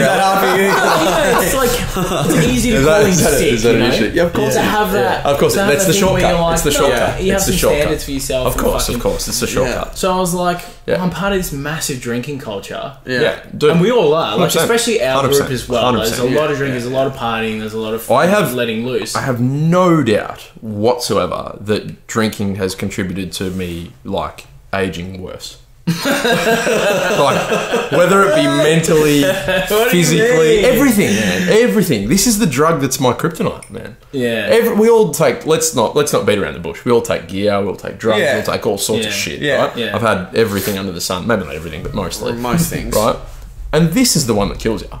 Like, it is. It's the silent death. You have it it's frequently. The silent you have it all the time. You have it all the time. You have it when you shoot. Like, you have it when you're working. Right. You have it when you're sober. You have it when you're sober. You have it when you're drunk. You have it more when you're drunk. You have it all the time. It's like the backbone of fucking your. And you see it when people get to their 50s and they've been lifelong drinkers or smokers. Right. And you see it in their face. They got face like fucking 100%, man. You know, they got rosacea on the nose. They got a fat neck, or you know what I mean. Heart disease. They're dying. And I just think that is something that I want to be conscious of course, you know, and be an active decision maker. You know, here we are doing a drunk podcast. If I'm going to be an alcoholic, I'm going to make the decision to be a fucking alcoholic. You know what I mean? Like, mate, I think we've already made this. You've made it about 11 years ago. But that's okay. You, mate. Wait, why aren't you drinking? You know, I think I asked you before. Why aren't I? He's got a month off. This is what we're talking about. This is exactly what we're talking about. He's got the month off. Is the reason? Right. Yeah. Sweet. He's drunk, mate. Give him a break. So the first, are we going to do this once a week or like? We can do it once a week. It'd be fun to do it once a week. Sunday nights. Yeah, once a week. Sunday nights are perfect. Sunday nights. Yeah. So for the first month, and you know what the best part is? We're going to be hungover. Well, he's going to be sober. Oh, okay. I'm 2 weeks in. Okay, yeah, sweet. Smoke some reefer next week. No, then I'll get paranoid in front of the fucking triple guessing everything that's coming out of my mouth. All right. Yeah, someone said some shit to me last night. I was talking to someone last night about the podcast. And they're like, you should just fucking get cooked you should just have the podcast running when you're partying and shit. Like, you know, just have a kick on Who said podcast. that? I can't remember who it was. It could be anyone we know. But I was like, no, probably Mick. dude, no, you can't. Imagine getting fried every weekend. Oh, dude. And doing a podcast. Like, it'd be fun. it would be good. But a couple of seasons. You know, it'd have a bit of an effect on you. I remember when we tried to do it last time in Maddie's room at Lithgow. And that was before my birthday. When we went lawn bowling, remember? Yeah. Lawn bowling after that. We're like, oh yeah, this is a great night. This is a great idea. No, it wasn't night. No, it was during the day. It was during the day, and then we went out and played lawn bowls during the day. Yep, 100%. I thought we drank at the house. We partied at the house. No, we did drink at the house, and then we went out, and then we left. No. We did the whole thing. We're like, oh, this is a great idea, and we all just got fucking pissed and forgot about the podcast and went and played lawn bowls. Right. And then we came back later. Right. Okay. But we kind of only did about 20 minutes. Because every other cunt came in and they're like, oh, what are you guys doing? Like, podcast, fuck off. And you're very convincing. You just changed my... That's what I understand. That's what happened. It's not an opinion. That's fact. Yeah. Just deal with it. Oh man, it's a recording history. Fucking hell. Yeah. Look. Yeah. But okay. Well, yeah. Once a week, I'm down. Yeah, let's do it. I'm down with that. Cool. Let's do it. Because you get into a rhythm with it. If you leave it too long, you slip out of the habit. Yeah. Well, it's me with the vlogs, dude. Like I was doing the weekly making vlogs. And then I stopped for a while because I got real busy with other shit, and then I just haven't done it. You know, I've really sporadically am I uploading the vlogs again and editing the vlogs, and it's bad. Like, because people like as small as your audience, the vlogs are great, man. They're really good. Oh, thanks, bro. They are good. I rate them. Yeah, you need to be more attentive when you got a tiny audience as well. Yeah, you got to be consistent. To be, yeah, exactly. So once a week. You're going to do them once a week? We're going to do it. Oh, we're going to do it. We're going to do it once a week. The vlogs I'm not going to do once a week. Yeah, definitely. The only thing is I can't do it next Sunday. Huh? I can't do it next Sunday, though. Well, let's just pick another day. Oh, it's Mother's Day next Sunday. We can't. Right, okay. I'm going to the footy. Don't worry about Mother's Day. It's more important. No, I'm seeing my mum later in the day. All that bullshit. What's the deal with Mother's Day? Father's Day? Why? Like, why do they need a day? Think about it, alright? Think about it. No. Hear me out. You ever seen a kid in public? They're fucked. Yeah, mate. they're pretty Kids fucked. are the worst. They're pretty fucked. But do we get like Sunday? What? And daughter day? It's every day, mate. They provide for you. They give you a house and they buy you shit and they This cunt doesn't want to give his parents one day. No, they have every day. They got me, mate. They got every day. They got every day. You fed me, you clothed me, your house. They got everything. Fuck you, cunt. You don't get one day. Eat a dick dog. What do they need a day for? Suck a dick. You know, I've got an hour. You want an hour? I'll give you an hour. Yeah. Look, strangest they get cakes at Woolies and all that sort of shit. They get everything. You're fucked, cunt. I hope your dad watches this. Like, watches it or listens to it or both? Both. It's going to be same thing. Okay. Well, no, two things, but this will be. Yeah. Good. Well, yeah, we got to make. No, look, they can have their day. It's fine. That's another thing. But I don't make a big deal out of it though. Right. Like it's not a thing. Right. You know? Do you guys celebrate it like Mother's Day? No, you've got to buy presents. Got to do this. Got to do that. Dinner's fine. Yeah, no issue. Yeah. Good. Okay, that's nice. That's nice. Yeah. But that's it. Yeah, cool. Like it's not. You spend the whole fucking day with them. Like, yeah. Hold out, mum. I think the reason why I asked that question, just because everyone thinks I'm a cunt now listening to this that doesn't know who I am. Right.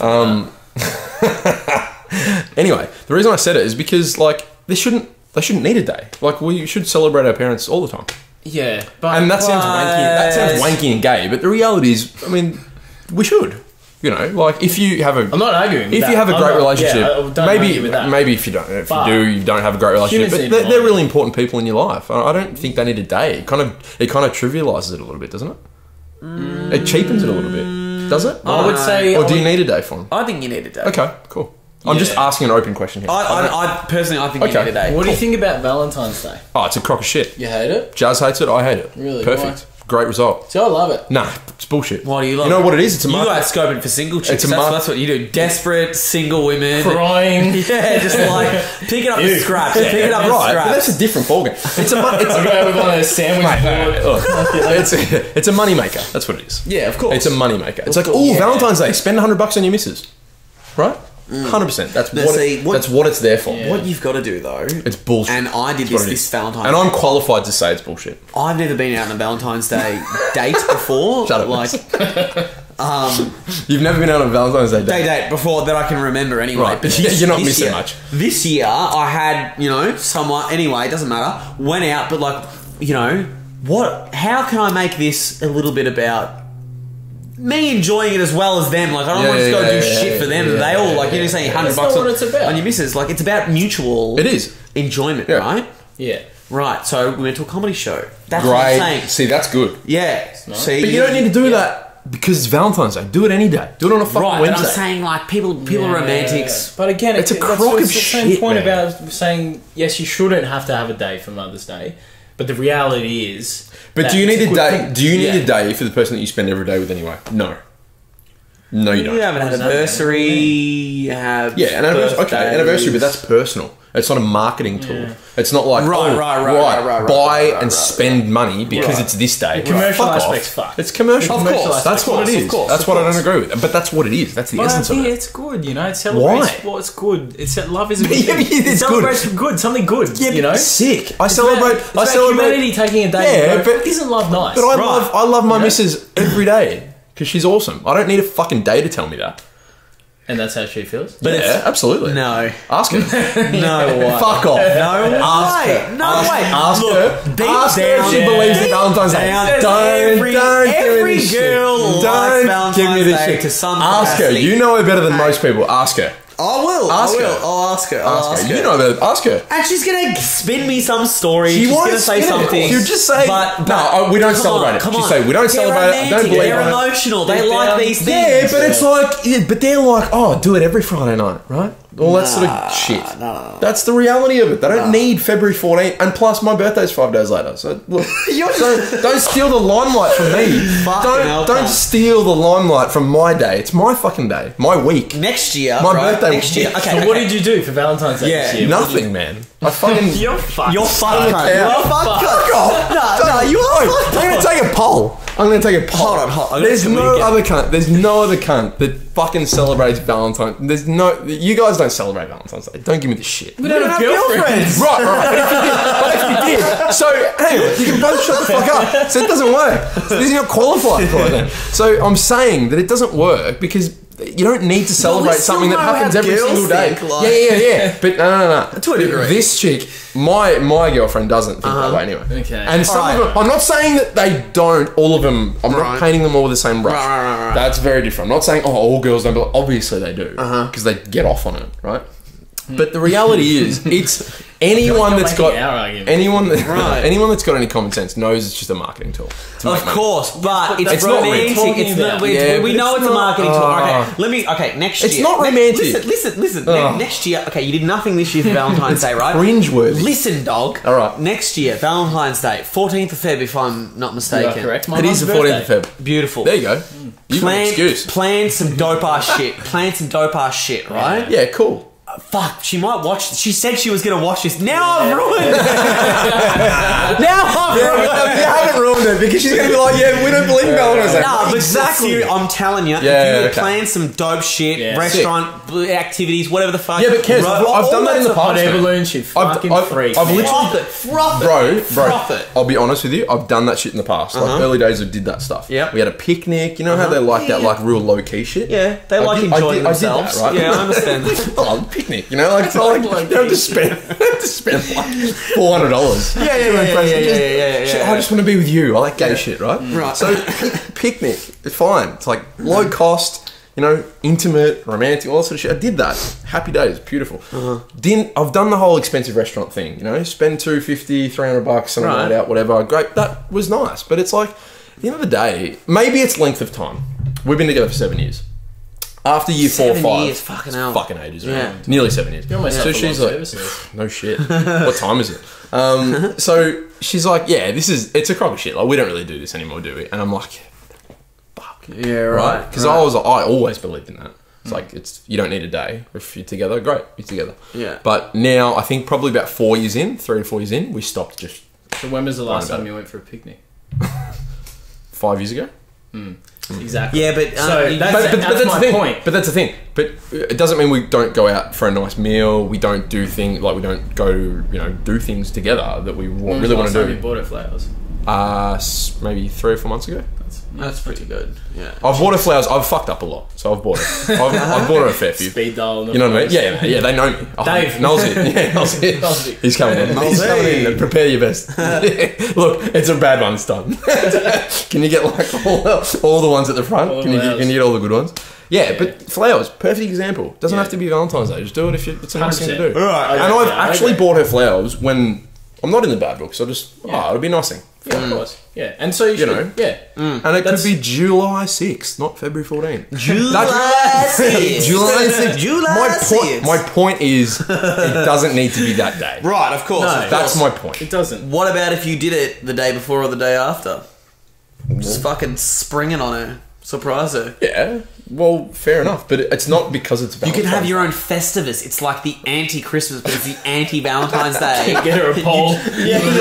Air your grievances. Yeah. I'm So- thinking of a very different... with you, Jazz. Yeah, see, I'd be down for that. Right. Like, just to have a laugh with it all. 100%. To fly in the face of it. Perfect. Yeah. I don't know. I just think it's a bit of a myth. And companies take advantage of it. Yeah, 100%. for sure. And it just But pisses that's me like Christmas. And Christmas. fucking Easter, Christmas is- you know? yeah. Yeah, dude. Christmas is the worst. What am I doing tomorrow? Oh. I'm just going to make Gotta sure work. that... Fuck, I'm tired of working. Are we... Oh, yeah, we're already on the second bottle. We better have another one. Yeah, we have to. Let's go. How'd you get out of drinking again? Oh, yeah, that's right. Jesus. Yeah, good. So I'm How much battery we got? Oh, she's running low. Okay, she? so I know what we're working with now. We're up. So we've got How long has it been? we've got An hour and a half. hour and a half. So we've got the month of June. I'm gonna do prune June. I'm calling it. Prune Yeah. June. So it's like You are a prune. alcohol free June because I've prune. never done a month off piss before. As in prune juice? Is that what you're going to be drinking? I don't know instead? why. It Cleanse was the yourself. first thing that came to my mind that rhymed You're with going to be June. eating a lot of prune. All right, if I said come up with something that rhymes with June that relates to sobriety, go. Poon. No. Yeah. Prune. I don't know. No, prune, dry. Boon does not. Boon's the Right. opposite of Boon doesn't work. Boony. Coon. That's racist. But yeah, you know what I mean? Prune June. So dry as a prune. Yeah, I can't think That'll of do. anything. Whatever. I didn't ask you to rate it. It's Yeah, fine. alphabet. Anyway, so that's what I'm doing. So before Tune June. Tune. You got to tune in your drinking. Oh, that's a long bow. Stretch. It's a really long bow. I'm But gonna be stuck I'll pay on it. this for a I'll pay while. it. Anyway, so yeah, so that's what About I'm doing. mid-year, no beer. Doesn't That's pretty specify good. June though. Yeah, but mid-year, Yeah. 6 months. 6. What was that? I got some Pinot in my beard. Right. Okay. Yeah, it catches things, and I have to lick it all I've up. got some Pinot in my beard. Yeah, I'm curious to see how you go. I reckon I'll be fine. Because if I put my mind, this is going to sound really gay, not myself, but if I put my mind to something, I can do it. Yeah. You know what I mean? Like Yeah. if I actually want to do it, I'll just do I it. reckon you'll be fine. It's like So- smoking. Like quitting Yeah. smoking. I was just like, There fuck are this. moments, I'm not though. smoking anymore. I haven't smoked for 3 years. That's pretty good, man. I literally made a decision. I was like, fuck this. Why am I doing it? Yeah. I read that book. That book helped. Easy way. The book that everyone talks about, Alan Carter's sick Bible. book. That worked for me. Worked for It me. worked. To be fair, I had to listen to because I had the audio tape and I you? probably listened to it. I read the book then, and at the end of the book, I was like, I'm just not. I don't want to do this. Yeah. And it made me not want to do it. You still smoking, Kes? Yup. Yeah. Yep. You know, I don't know. It's a. This is a good topic actually to talk about. But Yeah, I mean, it's fucking... I don't feel the need to smoke because I don't want to be a smoker, Yeah. and I just don't. I don't buy my own excuses anymore. I think that's the key thing for me. I don't want to be a smoker either, but it's weird. Like, I'm really at the point where I think I'm going to call, like, Quitline for advice, you know? You should. You can. Yeah, that's fine. Because I don't want to be a smoker. I don't If want you to smoke. actually don't, man, then just don't. I don't wanna Try do it, but- everything you can. Like, Speak to a lot of people who've quit, you know, about their ways. But it's still... And I have done that. And it's but you've like... spoken to me about it as well. I've spoken to my mum. You've spoken I've spoken to heaps of people. Yeah. shitloads of people about it, right? Yeah. And it's always the same thing. Like me, as you guys know, when I'm intoxicated Different or under world. Yeah. substances, Yeah. I've got a rubber arm. Yeah, Like, of course. I know exactly what I want, and Yeah. in those moments, Yep. I want to do more fucking Yeah. Yeah. drugs. I want to smoke more. I want to drink more. I Yep. want to do more. I want to be a fucking idiot. I want to stir the pot. I want to Yep. piss off people. Yep. Like, I want to have the most fun that I think is possible. You know- right? you know- and yeah. smoking is so closely tied in with that. Do you that think it's yeah. almost like I've got to remove all the triggers? Like, I find that during the week when I'm not activated in that way, Yeah. I don't really care about smoking. I'm like, I don't really want to Do smoke. you know? do you think But- that do you think you haven't kind of because the way that it worked or partially worked for me is I sold myself on why I did it and I was like, oh, okay, so What do you mean? like it relaxed me yeah. or you know, I felt like it when I drank or it you know it kind of it was good to do with friends and I listed all the reasons that I did it and I was like, they're all a crock of shit, really. Like really, when you break them down. Yeah. And for me, I was like, the only reason I was doing it was because of other people, really. Yeah. That's really why I was doing it. 100%. And that was my reason. Yeah. And I was like, well, that reason's bullshit. Yeah. So I've just got to try and change my way of thinking. And I sold myself to the point where, you know, when you take a drug, whether it's, I don't know, smoke a joint, drop a pill, fucking whatever it might be, and you've got a feeling of, oh, I'm gonna change a little bit as a person. I'm gonna improve. I'm gonna have a bit of a different experience because I've had a drug. For smoking, I was like, what does it do to me? It doesn't actually do anything. Takes a lot. It's literally taking away from me. Yeah. And it's not improving my conversation. It's not upping me. It's not doing anything to me. No. So why am I doing it? And then I was like, fuck, okay, I don't need to do it because I don't want to do it. That was the way I sold myself. I was like, you're a fucking idiot. Why are you doing it? It worked for me. It may not work for other people, but that's just what worked for me on it. I don't know if you've thought about that or tried any of that. That's a very rational thought process, and this is where my downfall happens. Because I'm drinking. It's like, that's a stupid reason. Like I told myself that. You know? Yeah, but like when what I'm trying to, my problem is like when I'm sober, that all makes perfect sense. I've done the exact same thing. Okay. When I'm not, none of that comes into my mind. It goes out the window. Precisely. And so I'm like, I'll buy those cigarettes. I'll fucking do that thing. Blah blah blah blah blah. And that's what I need to somehow get control of. Yep. See, this comes back to exercising discipline in your own life. Right. Which is kind of what I was talking about before when I was talking about the not drinking thing. Because there were elements to my drinking habits which really reminded me of when I was a smoker. Yep. And my attitudes towards alcohol were kind of creepily aligned with my attitudes towards cigarettes. Yep. And so having come out of the tunnel of being a smoker and being able to objectively look at that and go, you can kind of see that in other areas of your life and go, that's not a healthy relationship. Whether it's women, cigarettes, alcohol, drugs, whatever it is, staying up too late. It could be anything. Yep. You know, so you recognise the same behaviours. Yep. So yeah, I think staying up late's a fucking big one for me now, man. It I could don't be know anything why. in life. Just exercising that little bit of discipline gives you. I don't know. Well, to be honest, it comes down to self-esteem for me. You know, But with your smoking, like, so many people still have that view of quitting smoking is equal. They're giving up something. They're sacrificing something. When in reality, you're gaining so much. And I know that. Like, and so all it is now is about that's 100% discipline for a month. Yeah, that's it. Yeah, all it is taking a month and going, okay, 3 weeks, the nicotine will be out of your body. Yep. After that, you can employ that thing, because right now you're fighting two battles. Right, you've got a battle up here and you've got a physical addiction. Yeah. It's fucking impossible. It's impossible. Yeah, you can't cut that one, and then you'll be able to rationalise.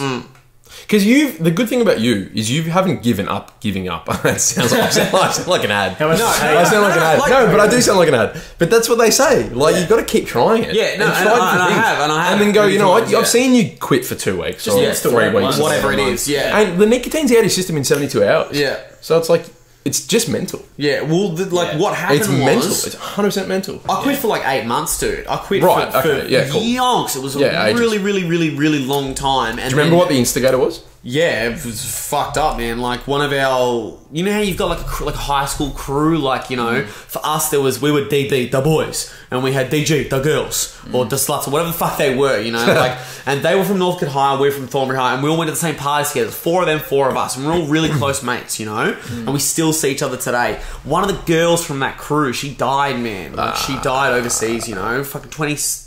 How long ago would have this been? Like 25 years old, 25 or 26 years old, you know? Young girl. Like, so beautiful, so kind, so blah, blah, blah. Actually, I think I remember this, man. Right, I think it was like 2 years ago or something. Yeah, and she died overseas. And I remember you told me briefly. I hadn't smoked up until that point, and then we went to the funeral. That was real sad. And then we went to a bunch of us went to a local pub where we all used to drink at Northcote, the Peacock.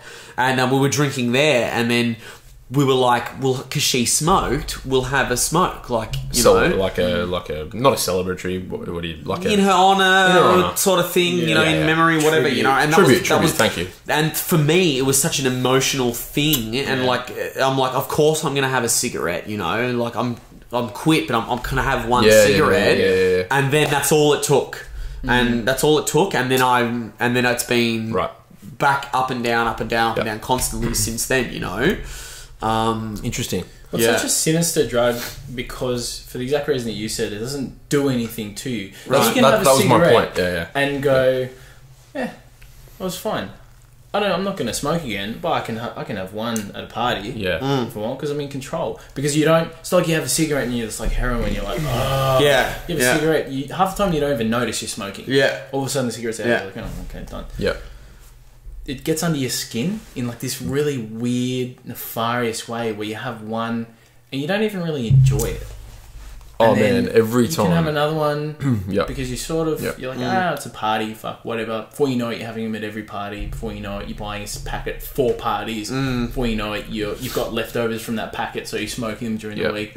Just like, gets in your life. I remember my dad saying to me when I was like 12, he was like, just don't start.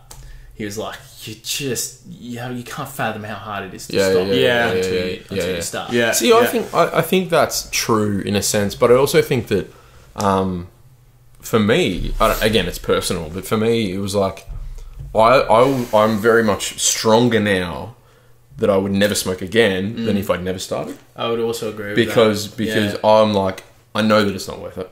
I know that I've done it. You've seen the other side. I used to smoke heaps, man. I used to know how I felt. I used to know how I smelt the next day. I used to know what it was like. So I'm qualified to go, fuck that. Yeah. You know, whereas if I never did it, you actually don't know. Teaches you a lot about yourself. It as well. fucking does. That journey of like, I'd rather have smoked and be where I'm now than never smoked. Is I think personally. But again, I don't know. Like it's each their own, obviously. But I just think that. Yeah, it's a fucking psychological battle, man. Yeah, for sure. It's a big battle, mainly with yourself, man. Like I think for me, it was just hard because share housing for 7 years, and every other cunt smokes, right? Yeah, exactly. Living at somewhere like Lithgow, it's impossible. Exactly, man. Every cunt smokes, and that's why. That's why I smoked. And Jazz was the same. She smoked, still fucking socially smokes now. You know? Yeah. It's like, if you're around people that smoke, and she says to this day, if you smoked, I would smoke. Yeah. And I'm like, well, you're weak. No. He's weak. But I was like, make a decision. Yeah. Not to do it. And that's it. Yeah. But, look, never give up. You'll get there, man. You'll get there. Exactly. If you actually don't want to do it, you won't do it. Well, my plan, this is my... So what happened was... I've been on and off for a long time since that incident, right? And trying to quit and then coming back and then treating blah, blah, blah. And then for a long time, I was just smoking other people's darts. Like, OPs. Just doing OPs, mate. OPs. They're the favourite kind. And then I decided, I was like, I know I'm going to smoke when I'm in Greece. I know I'm going to smoke when I'm in Europe. Travelling. So, Thailand. I'll just accept what it is and I'll smoke up until then. Yeah. And feel... Because... When you are a smoker, and you both know, when you don't care about it and you're happy with it, it's enjoyable. It's an enjoyable thing to do, right? Of course it is. So rather than have the guilt in my mind every time I'm having a dart, up until all the, for fucking 8 months or whatever before I go away, I've accepted, I'm a smoker now, I'm going to smoke when I'm overseas, I know what's going to happen, and then when I get back, then I'm going to tackle the thing and try and fix it. Cool. Yeah, precisely. Yep. So that's where I'm at. Cool. Right. It's crazy though, and we've come full circle to talking about what people prescribe value to. Right. So you're prescribing such value to this little thing of going, I'm going to hold on to this because I want to enjoy it. And then I'll tackle the idea of letting go of this valuable thing in my life when I'm ready to. When realistically, like he says in that, boy, it'd be better if you flush the money down the toilet because at least you're going to be fucking your body up. That's right. You know, so 100%. It's so weird how the human mind can be twisted into treasuring something. It justifies it. It's crazy. It's fucked up. It's so interesting. Yeah. But also, you want to do that because that's comfortable for you. Right. You know, and you don't want to have to battle with something that you feel like you're already defeated. Right. In terms of being overseas. Right. Because you don't want to have to be like, fuck, I've made a promise to myself. Now I'm in the position where I don't want to do it. I want to enjoy... You're projecting your enjoyment. Yes, precisely. And that's fair enough. Precisely. Like, in terms of that. Nick's going to be smoking. Jules going to be smoking. Jack's everyone smokes in Greece. Like, it's the fucking thing that happens. I will literally be the only one that doesn't smoke. And I know where I am right now that I'm going to be fucking wanting to smoke darts. Of course. All day. Of course, man. Every day. Yeah. You can smoke in the fucking airports there. I don't know if you cunts know that. Dude. You can smoke in a goddamn Do you have airport. to smoke in the actual room? They got a little Is there smoking section. Yeah, it's like smoking- Thailand. It's like Thailand. Yeah, Southeast yeah, Asia. yeah. Yeah, same shit. I'd never seen that before. Hectic, until man. I went Dude, over there. It's when the best. I was a smoker, I don't know, this is maybe different to Greece, but when I was a smoker in Thailand, you know what I'm talking about here, but at the airport, the smoking room, as a smoker, I was like, I'm going to get cancer. It was fucked, man.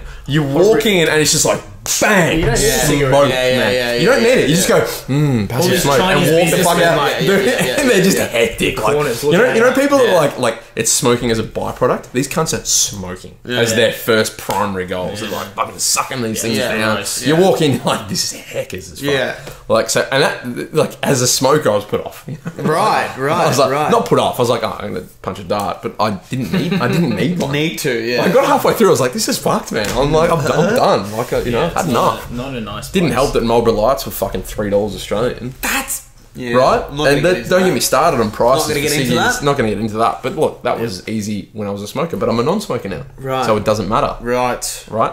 Radio. Anyway, look, you'll come full circle. I'll You'll figure come it out. around. I'll You'll figure it get out, to you get to know? the point where you're like, I don't want to do it. Dude, and the thing that really, really irks me is that back to me being a control freak, like I like to have control over every facet of my life to like very finite details, and this is the only thing in all of my like in my adult life, I reckon, that I don't have control over. You know, that I don't have a very solid Smoking. grasp on. Yeah, smoking. I can't just go and then be finished. Yeah. And for me, That's interesting. that is a fucking like that is hard to grapple with. You know, like that I'm being defeated by something. Yeah. So simple. You know. Yep. So I'm gonna get there. It's just I've got to fucking figure. I want to smoke now. Like, That's I'm actually- perfectly that's honest. actually- I'm getting drunk. I smoked all last night. That's a good. Yeah. You That's a know? good way. That's a good way to position yourself, though. Like it's beating me, or It's beating me. So, but what I'm saying is, your pain threshold is now fuck that. I don't want it to beat me, right? Like potentially, like long term. I'm saying, not right now. Like we've already discussed Greece and going overseas and whatever. But like long term, a way to maybe get your brain going, no, I'm not going to do it. Is like, I don't want this to beat me because I'm a control freak and I want to win this. Right, of course, yeah. And yeah. that's how you should do it. Yeah, because definitely. that'll be your method. Yeah, I've got like my method was logic. right Your method is like ego, competition, of course. Yeah, right? Yeah, So that's what I'm saying. You're playing a different sport. yeah. Took me ages to learn to chunk it down as well. Because sitting there going, I never am going to smoke again. That's massive. Like to It's make a bridge that too far. statement. It's a bridge too far. It's so much easier to go, okay, I'm not going to have the next cigarette. Like I'm sitting here drinking wine and I want to have a cigarette, but instead of rolling, I'm going to watch a YouTube clip that goes for 5 minutes and see how I feel at the end of it. Right. Yeah, You see- might still have that cigarette, yeah. but it's about getting back little steps Little of bits. control, making Over the autonomous nature exactly of right. what it is. Yeah. I had an so- aha moment. It was more like a no, Ping. you know, not doing it. Like that was what I had. Everyone's different. So it's different. Yeah. Yeah, it took me a few goes. But I can understand that point of view. It's like, no, we'll do it in stages. Yeah. Figure it out. I wish I could do it with drinking. Because it took me, I cut down and I was going from like, I don't know, 15 a day down to 10, down to 8, down to 4, you know. Yeah. That's how my mum quit. Yeah. Yeah. She not smoke anymore. Then she smoked for a long, long time, and she hasn't smoked in years, like good on her. decades now. That's sick. And she had this similar thing where she goes, the first thing for me, like my first approach, and she tries to help people. She's like, I've helped a lot of people quit. Yep. And she goes, rather than think about numbers, think about the activity, right? Yeah. And she goes, for me, I would smoke in the car. And I'm like, do I need to smoke in the car? Yeah. Like, no, Yeah. I'll smoke before the car and after the car. Yep. Yeah. And so she would not smoke in the car. And then Yeah. she would think about another activity. Do I need to smoke after a meal or Yeah. Yep. whatever And the I activity wouldn't do was? it. And then she would slowly chop down Good idea. the activities that, you know, she would enjoy her darts with. And then like another thing on top of that she figured out was, she goes, if I would smoke half a cigarette and then Yep. I would butt it out. And then when I would smoke again, I would relight the cigarette and then smoke the other half. And the other half would be fucking disgusting. Like Horrific, yeah. absolutely putrid. So it's like a combination Yeah. of like mental trickery as well as like taste aversion sort of tactics, you know? It's I good get it. having that insight. Yeah. Yeah. It just proves that every method is different, man. Yeah. Like, it literally means that whatever works for someone else is not going to necessarily work for person Yeah, B. of course. All the shit that Alan Carr talks about, it's bang on, resounding man. It's information bang that on. just goes ping, and it makes perfect sense. Every word you read, you go, totally, I understand. You can't argue with it. But like putting things into execution it's harder. It's different. harder. It's a lot harder. It's always different. Yeah. But look, I mean, at the end of the day, man, it can be said of other things as well. Like, I mean, not just cigarettes, but oh my God, that was anything that you want to try and kind of reduce or minimise or whatever in your life. I mean, I just did you spill red wine in your white put shirt? a sip in my mouth, and then like it went in and then up and then dropped it's a on my white bottom shirt lip as well. on my bottom lip, and then just stuck there like in the grooves of my lips, and then there's nothing there. Very lucky. It's a white shirt there. too, and there's I know. evidence of that. Yeah, you're right. You can sort of transpose that onto anything in your life that you want to get a bit of a grip on, or just get more control over, or just have more of a say in. I like having a say in things in my life. Do ya? You know? Do you really? You could have fooled me. Yeah. Yeah. Yeah. Sick. Anyway. Cool. This has been fun. Huh? It's been good, isn't We it? should do this again. I like Fucking this. A, yeah, I What are we up to on the clock? I I haven't even thought about it. For that's a while. almost 2 hours. Is That's it? an hour and 55 minutes. No and shit. 40 seconds. There you go. Perfect. Now I get how they can do looks it. retarded Yeah. the whole Like, time. when you don't think about what's actually happening in front No, of you you, just let the you just the let conversation flow. let the juice flow. Yeah. It's good. Yeah. It's really good. This was a good idea. This, yeah. Yeah, for sure. For those that don't know, Oh, there's the drop. It dropped on my pants. For those that don't know, we're talking about the bottle Black. of wine that we're drinking at the moment, which is the. Did I introduce this? The Mud House. I did. Put it up Held there, it but up. This is like, New Zealand. Yeah, but the graphics aren't. Yeah, we're not. We're not hectic here. It's New Zealand by nature. Who would have thought the Kiwis did something right? Pinot Noir, Marlborough. Righto. Well, we've only got a little bit of this left. We've got to finish it. We got to finish it. We'll go until And we then- finish it. and then we're and done. then the And then battery's we're very done. close. It's not on red. It's And not then we're blinking done. red. And then we're done. Yeah, Okay, cool. yeah, This motherfucker's drinking coffee over here, man. A coffee, yeah. Coffee. I've got to have dinner as Drinking well. fucking. Same. Drinking fucking. You might as well be drinking kombucha, mate. This cunt. Kombucha. I had kombucha for the first time the other day. Why am I not surprised? It's not bad. Yeah, cool. Tell me more. Actually, don't. I don't know, it just tasted like lemonade. Right. I like lemonade. It's so- sick. I'm working with Tess next week on another Tess talk. So Oh, she's yeah. like, we've got to get shots of the kombucha. Like, we have to get shots of the kombucha. Shots of that, the kombucha. Tess, you don't actually talk like that. I she gonna listen to know, this? but that's how Tess, I I'm love you. all Look, women. This is how much I love you. If I you wish watch this, I'm very excited to be shooting the kombucha and the night. Nice save. But yeah, yeah. So it's like another Tess talks, and she's got all these things that she wants me to film. One of them's kombucha, and personally, I don't even know what it is. It's live bacteria, kind of like Yakult. Yakult. It's a health drink. How to say Yakult? Yeah, it's a Yakult. Yakult. It's Yakult. Yeah. Yeah, Yeah, it's like a good health for your drink. It's gut. like a health drink. Oh, okay, yeah. So it's not alcoholic or fun in any No, way. no. Right, okay. It's No. definitely not fun. Yeah, okay, It's sweet. definitely not fun. No. Sweet, Yeah. sweet, No. sweet. I've been having like Inner Health Plus. Have you guys ever had that before? Yeah. Yes. The You have tablets. Yeah. Yeah. They're good. I feel better for Great, them. mate. I feel better from them. Yeah. Like, I thought it was all a myth. What, vitamins and nutrients? No, it was like, oh, you're eating bacteria. It's like, come on, taking the piss. Nah, good bacteria. It was mate. good bacteria. I don't know. I felt a little bit fresher, a little bit How do you healthier, a know, little though? bit. How do you quantify? Like, You maybe don't. you're just having some good days. Maybe it's a placebo effect. Maybe I just think, oh, I'm having these fucking things that cost fucking $48. That's how I a feel thing. about Swiss. Because I get multivitamins. Swiss, there was a massive I run out. there was a massive conspiracy about Swiss that it's Was a it? crock of shit. No, but it wasn't a conspiracy. They actually proved Yeah. it. Like that a it had large no proportion. physical impact. Yeah, exactly. Really? Yeah. What they were listing in their tablets, Yeah. there was fuck all of that. It was just filler chemicals Really? like to form the Yep. tablet, and it was Yeah. like only 20% magnesium They or got taken whatever it was. They got taken to court over it. Yeah, Really? it was Yeah. huge. There's a man. massive Alright. class action lawsuit. This guy's like spent like thousands of dollars on Swiss. I should have bought that 1,000. My Thousand cupboard is container. full of them. Full of them. I just bought a franchise. I just bought a shop. What am I going to do? I'll put Tic Tacs. I'll put Tic Tacs in them. They won't notice the difference. It'll be fine. Ooh, minty.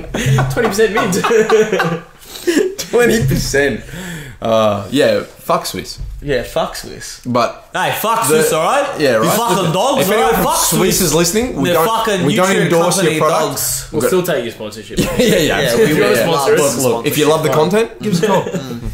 That was like yeah, we're going to sponsor some guys that are talking about drug use, feminism, that they hate us, Valentine's Day. They're the guys we want to They're positive about Valentine's Day. Well, look, you're a fucking negative Nelly. Mate, yeah, the only person that's got a fucking no. right to talk about Valentine's Day is negative. Look, we all agree. I don't have your responsibility on Valentine's Day. I fucking love Valentine's Day, man. It's sick. It's great. The camera's out. Oh. Boom. That's that. Well. Lovely. Nah, but are we still recording? Yeah. Who cares? Yeah. Let's get to the end of the bottle then. Yeah, okay. That's fine. That's funny though. And I'll just put up a picture of like a cat or something at the end. Like. So if you're seeing this now, if you're watching this, like, first of all, what are you doing with your life? Second of all, you're seeing like some random picture of some exciting thing. A sloth. Okay, a sloth. You're seeing a sloth and he's like, he's grooving. A tractor. But he's grooving slowly. And now it's a tractor because he told you it was a tractor. Right, so we're gonna roll with it. Anyway. The Ninja Turtles. I love the turtles. Did you have all the shit? I had the hat. I had the shirt. I had an outfit. The turtles were my Pokemon. Did you have a disability as well? Oh, good. No, but you know, like everyone's like jizzing over Pokemon in like the late 90s. Yeah. Right. Word. Right. So the turtles were the shit. The shit. The turtles were the shit. Yeah. The turtles were the actual shit. None of this Pokemon fucking like Were they crazy on stuff. TV? Yeah. Turtles? Yeah. Back in the day? No, I don't think so. That? I think it was before then. Yeah. But mid-90s? Dude, the reason I got into Turtles is the original Turtles movie in like 90. Yeah. Dude, was Casey fucking Jones. dope, man. Yeah. And it was like in cricket. Yeah. You don't know what a crumpet is before you can play cricket. So sick, man. In the fucking streets of Manhattan. It was dope, man. It was so good. And then they went and ruined it and made another one. But anyway, I'm not going to talk about that. But the original movie was sick, man. And with Shredder, and Shredder's like hard cunt. He doesn't talk, and he's like this hectic like dude. It's and the same era as like Mortal Kombat movies. Yeah, man. Like it was actually earlier than Mortal Kombat. The 90s is like the golden era of new cinema. Yeah, 92, 93. Yeah. It was like the early 90s. It was so good, man. Yeah. Go. And like, because for me, as a kid, I remember as a kid going, yeah, Turtles are cool, like the cartoon version. And then I hit like 10 and I saw this movie coming out. I was like, fucking A. Forget about it, man. I'm in. Welcome. You want menthols or regulars? Yeah, man. I'll take regulars. You can do whatever you want. You know? Sickest movie, man. Fucking So skateboarding good. and shit, dude. It was the So best. good. Sorry to interrupt you. It's such a good movie. I'm all about it. I'm all about it. It's a dope movie, man. It's a dope movie. It's so good. I loved it. And it was like, and it accentuated my love for the Turtles, like more than it was originally. Yeah. It was really, really cool. Then they made this sick one in China, actually. Not the second one, but the third one. The Remember the one that was in China? And they went to China and they were, not the time travel one, and they were like, that's the third one. Okay, maybe it was a time travel one, and they became like samurais. That's a time travel Right, one. cool. That was cool. I didn't mind that one. The second one was terrible. But this one was like, look, it wasn't great. It wasn't as good as the original. But it was kind of cool. I didn't mind it. Right. What annoyed me was because the relationship was cool. The New York element was like, yeah, it was sick. The best shit. That was the original. That was where it was. That was where it was. Right, precisely. To be honest with you, I have to finish this. The reason why I thought it was cool because I love the Turtles, so I was really obsessed with the whole notion of it. And so the second one was like, you can't beat the original, and then the third one came. I was like, oh, I'll give it another try. And I kind of was a bit more open minded to the third one.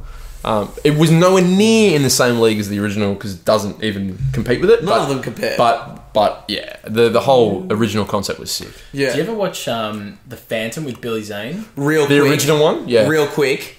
Why they get worse is because they look like they get more and more AIDS as they go. Fake. Right? So in the original, the actual turtles look are just sick, green all over, right? And the suits that the guys wear are dope, right? They're cool. And then in the second one, they've got like little moles, like little moles. I agree. And then in the third one, they've got huge big splotches all over them in the anime, like they try to make them real. They look sickly. They look really sickly, 100%. like they're covered in fucking herpes and AIDS, dude, whatever you want to call it. What's fucked about that is it's like the reverse case of like film like evolution because you look at something that's like say a series or a trilogy or something like that and it really should be really, really ordinary at the start and evolve to a better, to be better, more graphic, like more. That's never the case. More visually entertaining. Well, Ace Ventura 2 was way better than the first one. Right. But I never finished the second one. My When point Nature is, Calls. When Nature Calls is sick. No. The original one's dope, man. The original one's funny, but funny as the second one was just that perfect. I know what you mean. Insanity. Right. That's, I can't believe you've never. Oh, dude, you have to watch that. I never It's finished funny, it. man. I never finished it. But anyway. It's good, Chicago. Anyway, Shish kebab. Shawshank Redemption. it's so good. Chicago. Get out. You're right. Chiefs like. Anyway, stop getting sidetracked. So the turtles, but they looked better in the original one. In the original one. Way better. Yeah, like, fucking it's A. like you look real. Like Yeah. you look like a turtle. Yeah. Like the costume is sick. And then in the third one, it's like, no, we know you're a human in a suit. That's We know, Yeah. like 100%. And it's weird. And now this is an Weird. idea that I don't know why, but if I ever get to a platform where I can do this sort of thing, Oh, you will. I feel that, say, all right, you're the creators of Ninja Turtle movies, right? And you're making the second one. You're the director of the second one. Don't you think it would be beneficial to have a sort of like, what's the right terminology? Like crowd testing phase where you get in a bunch of audience members. They do that. Voting Fans. members. They do that. Voting No, they members. do it after they do it already after it's already made, right? And they do test viewings, right? And so if they don't like jokes don't hit or Take dramatic this points back. don't hit, Editing. blah blah blah, then they go, okay, well, and they monitor how people laugh, and there's all this analytical information that goes behind it. Yeah. And then they change the edit. But this is after things have already been filmed, right? So what I'm saying is if you're running a legacy or a franchise of some sort, Yeah. wouldn't it be a smart idea to get in really diehard fans, people that really care about the thing, and go, do you like this new character model? Do you like this new thing? Blah, blah, blah, blah. Do you think this is in line with the idea? So that you save yourself a bunch of fucking issues after the fact. Yeah. So what I'm saying is, like, if I ever get to a platform where I'm making franchises, that's what I would like to be able to do somehow, That's a really good idea. Yeah. Definitely. Especially if you're dealing with something like, say, I don't know, Ghostbusters, where, you have this incredible institution of a movie. Yeah. And, that is so beloved by so many people. Yeah. It has such a special place in people's hearts. Yeah. And then you release this abomination. Right. And It's not because they're chicks. It's not because they're chicks. It's because it's a fucking terrible It's an movie, and the awful jokes movie. fall flat, and Yeah. it's Yeah. taken it completely in the wrong It's direction. awful, yeah. So if they had some way to counter that before that shit was made, Yeah.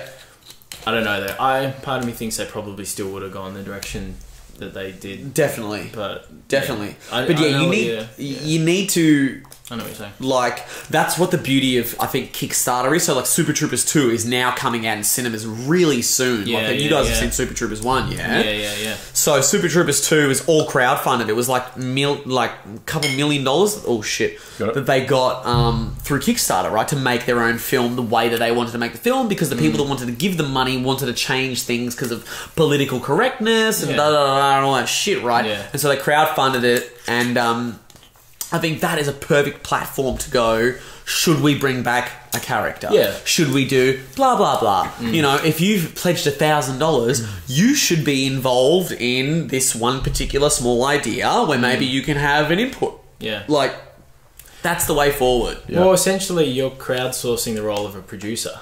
Right. So you're going, instead of having one guy who's putting in $3 million and goes, well, what about the Ninja fucking Turtles are blue this time? Do it, or I'm not paying you the money. And the fucking film press will be like, oh, we're gonna fucking do this. Yeah. You know what I mean? Like, instead you've got 1,000 people who truly give a fuck about Care. what you're doing. Yeah. You know? Exactly. Yeah. Exactly. Actually, 100%. Definitely. 100%. 100%.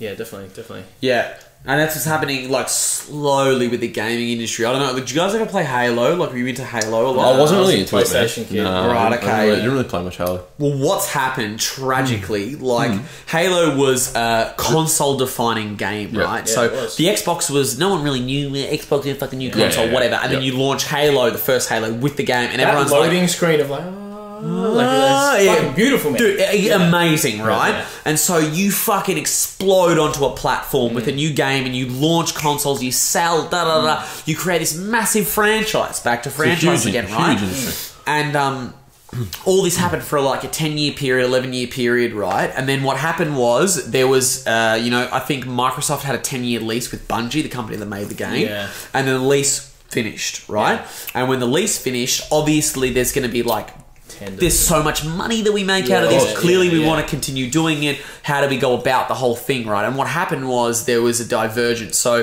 Bungie continued being a company, but the people that stayed at Bungie wanted to make a new game, Destiny, right? Which is a piece of shit. Oh yeah, Destiny's the one they give you for free. They gave it to me for free for my PS4. Right, exactly. It's garbage. And I know why they gave it to me for free. Garbage. I paid it for 5 minutes. I was like, fuck that. It's the worst. Yeah. And then they had another team that would start 343 Industries that would develop Halo, right? Yeah. And so what happened was a lot of the people that really, there's videos, there's behind the scenes footage of the first 3 games and Reach being made, and the people that are making the game, they really care. Like, they're making a game that they care about. They're like, we want to be invested, we want to play this game, blah blah blah blah blah blah blah. And it's so heartfelt and so genuine and honest, right? And then when this new company came, a lot of those people left and went and did other things, right? And so they went the EA route. They're like, okay, we've got a huge fucking franchise, we're just gonna make the game. What's successful right now? COD was successful right now. So they made Halo 4 exactly like COD, with a Halo skin, essentially. And it's just, as soon as that happened, just like nosedived, right? Like a massive plummet in player count, total sales, blah, blah. And same thing happened with Halo 5. They did a little bit better, but was still very bad on many, many fronts, right? And I've got massive gripes with this, but to like compile it all down, for what we were talking about, and they're doing this now, they're finally doing this now, hopefully for Halo 6, but they have a player feedback component where every month, and I was a part of it for a while, but then I stopped playing because it was so shit, where they would go, how do you feel about this new playlist? How do you feel about this new thing? How do you feel about this new thing? And you could, it's not just like 1 to 10 scale. It was like literally write your comments and tell us what you want. And so this gaming company are going, we fucked up. We know we fucked up. How do we reclaim That's really this good idea? And I think that people that particularly work in the creative industry need to get feedback from their fans to make a better 100%. They need to have humility, man. Like, of course. Otherwise, you're not better than the game itself. No. I hate that we're talking about this now. There are so many fucking things I want to talk about in reference to the gaming industry with that. Like, have you ever played Uncharted? The Uncharted series? Absolutely, like you were saying before, it was a platform seller for PlayStation. But when it was PlayStation, it might have been PlayStation 1, I think, the first Uncharted. The first Uncharted? PlayStation 2. It was PlayStation 2. Yeah. First Uncharted came out. Really fun, treasure, adventure, hunting game, shooter. Uncharted 2 was incredible. Uncharted 3 was amazing. Uncharted 4, they released recently to tie it all up. This incredible journey that the player had been on. And so people on PS4 or PS3? PS4. And it's all done by this company, Naughty Dog. Who made Crash Bandicoot. Crash Bandicoot. Cool. And who made The Last of Us, which is my favourite game that I've ever played. And their care and their attention to detail in wrapping up a series that, like I was saying before, was beloved by people was incredible. Uncharted 4 was amazing as a game, but also as a full stop to this journey that plays. They tied it up really well. The respect they showed the characters and the story, and they crafted it. So many times they came out on social media and they were like, look, game's going to be delayed. Everyone was like, we don't give a fuck. Do take not your time. care. Take your time. Of course. Chill. Of course. Like, just give this a proper respect that it deserves. They're about to bring out The Last of Us 2. Again, same shit. They keep coming. They're like, sorry guys. Everyone's like, don't give a fuck. They keep dropping little trailers. That was like GTA though. Like GTA, they took their time. Like all the time. And you have to. You have to, man. It's a journey. It's a masterpiece. Like if you look at the evolution of, and you know it better than I do, but you look at the evolution of GTA 4 to San Andreas to 5 to whatever to Vice City. They're all masterpieces in their own right. Like they're all really different games, but they've all got they all haven't lost the faith of what GTA means. As an example, they haven't lost the not give a fuck attitude about what the game means and the essence of it. Precisely. And that's what I love about I'm using this as an example, but that game is great because it just pushes boundaries. And people realise that. And then when you look at isolating, say Vice City in the 80s. That's fucking amazing because it is the 80s. Exactly, right? yeah. And it's built around the radio stations and it's built around the ideology and it's built around the framework of the city and Miami and whatever it might be. And then you look at San Andreas, completely different, what I mean? Like in terms of the way it's put. But it's still like the same thing. Fucking A. You know what I mean? Like at the end of the day, it's and that's what you want as a consumer. You want to come back to want to be reliable. That you know you're getting from that product, right? So you want to pay the money and go, I know what I'm getting. Yeah, I'm going to buy a GA game and it's going to be open world and it's going to nail the feel and the vibe of that place. And I can do what I want. Right, exactly. I can do whatever the fuck you know exactly what you're doing. And that was the problem with Halo, was you bought the new Halo and then it felt like Call of Duty. That was the problem. They tried to do something else, That's an issue, yeah. And I think that's, if you build a brand, whatever the brand is, you've got to stick to what your fucking brand is, and then maybe slowly you can diverge from your path. You got to stay with, one but big, you can't long, turn firm 180 dick of whatever your product is, and then small little tiny penises on the side. You just fucking... You can't go 180. Shoot loads that way. Yeah, you can't go 180 degrees though. You can't just change what you're doing. I'm so excited to watch the gaming industry over the next 20 years. Just to fucking see what could happen. Oh, dude, but it's already exploded, man. It needs to be different, man. I think it's almost... the way the games are going is so exciting. I think I don't know. This is, and I don't play enough, obviously. I'm gonna go soon. Oh, sorry. But me too. By the way, we're nearly done here. We're I don't play enough, but I think that sometimes, and maybe I'm wrong here, and maybe it's a short-sighted version, but sometimes with the gaming industry, I feel that it's becoming too real. What do you mean? When you look at, I'll give you sport games, for example, like FIFA, that sort of shit, where they're so real now, man. It's fucked up how actual gaming technology and the evolution of gaming has become. You're talking about the animation, or the animation of it, the animation and the reality of it. Talk about the uncanny valley. Uncanny valley, yeah, where humans can appreciate and go, wow, that looks so real. That looks so real. It's fucking freaking me out. Yeah. That's exactly what I'm talking about, bro. 100%. The uncanny valley. It's like that nailed fucking it. That's robot right. that came out recently and was awarded citizenship. In Venezuela. Was it Venezuela? Was it Venezuela? It had a name. It was loose Jenny or whatever the fuck it was. Yeah. This is a bold and shit and just sits She's got the right to vote and all that shit. Yeah. Whatever. You're right. It's uncomfortable for a human to look at it because it's a little bit too real. Yeah. I just feel, the reason why I'm saying that is because, I don't know, for me, where does it become a game and not a game? Well, what happens when you get to put on a VR headset and play COD, and when you get shot, there's a little jolt of... They've already got that. They've already got that. Dude, they've already got that. How real do you take it? They've already got that. You know what I mean? Where does reality stop and start? Well, there's two thoughts of... there's two thought processes for this sort of thing. There's obviously human expansion, right?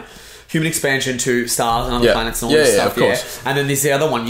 You revert into a digital realm, right? Yep. So, what's easier to maintain a species? If you had the technology to do this, right? To send, thousands and millions of rocket ships away from your home planet and then colonize into all this stuff. Or you can just distill a bunch of consciences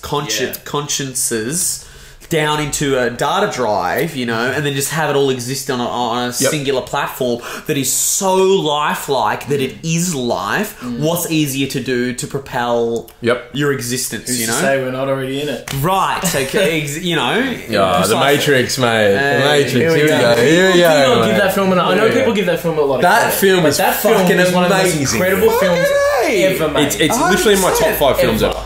The first one, for sure. Yeah, 100%. definitely. Conceptually, I wish top 5 I'd ever. been old enough to go and see that in the cinema and look at as an adult and be thinking... Was it 99? 99? Yeah, I was 9 I think I saw it in the cinema. Did I see it? No, I didn't see it in the cinema. Sorry. I saw it on... I saw it on DVD. VHS? Yeah. Fuck yeah, dude. I don't even remember the first It's one of the best films ever made. I just remember the last scene when they play fucking Rage Against the Machine. He's in the phone box. Sick, man. And he's calling someone else who's in the Matrix. Yeah. Come and find me or whatever. Yeah. And he hangs up the phone. He's like, fucking shoots so good, man. Fucking oh man, it's so sick. It's so sick. They shot all that in Sydney. The majority of that was shot in Sydney.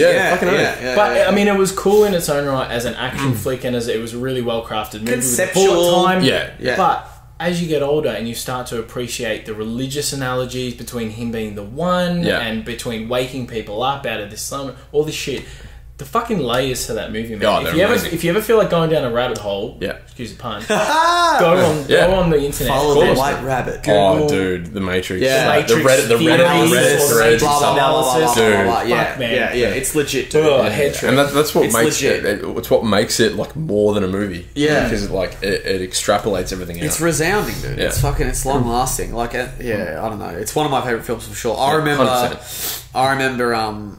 because I was obsessed with it when I was young. Like, because I would have been 9 years old when it first came out, and then when the second one came out, I bought it on DVD with all the extra features and shit. And I remember one family night, I just made my entire family watch the special features with me, like just going, look at this shit, like look at the technology, look at how clever all this is, and there's like commentary from the directors and blah blah blah blah blah, and good. no one cared about it. And I was like, the bullet, look at the bullets on it, look at this shit, like so obsessed with it, That's so good.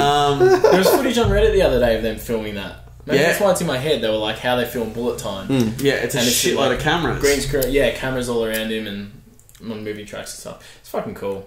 Yeah. So, off topic, but staying on films, I read a whole article the other day on Brendan Fraser. See, I've always thought The actor and why he's not getting cast anymore. And why he vanished. Right, yeah, okay, interesting. Dude, it's such an interesting story. Is it? Can I piss and then Do it. Yeah, I'll Yeah, submit go this. for it. Maybe I'll save this for next time we meet up. Okay, I gotta go. Yeah. Let's save it. Yeah. Yeah. I've always thought Brendan Fraser was a little bit overrated as an actor Well, because I didn't rate him. he shot himself in the foot. He's kind of like, I don't know, he portrays this kind of like dumb but like innocent. He was the perfect. You know what I mean? Like for the lovable Mummy. action hero. Yeah. For the Mummy, His the original role in the one. Mummy was No, perfect. it was great. But then he But- had all these weird roles that he spiraled, and he had failure after failure after failure. Yeah.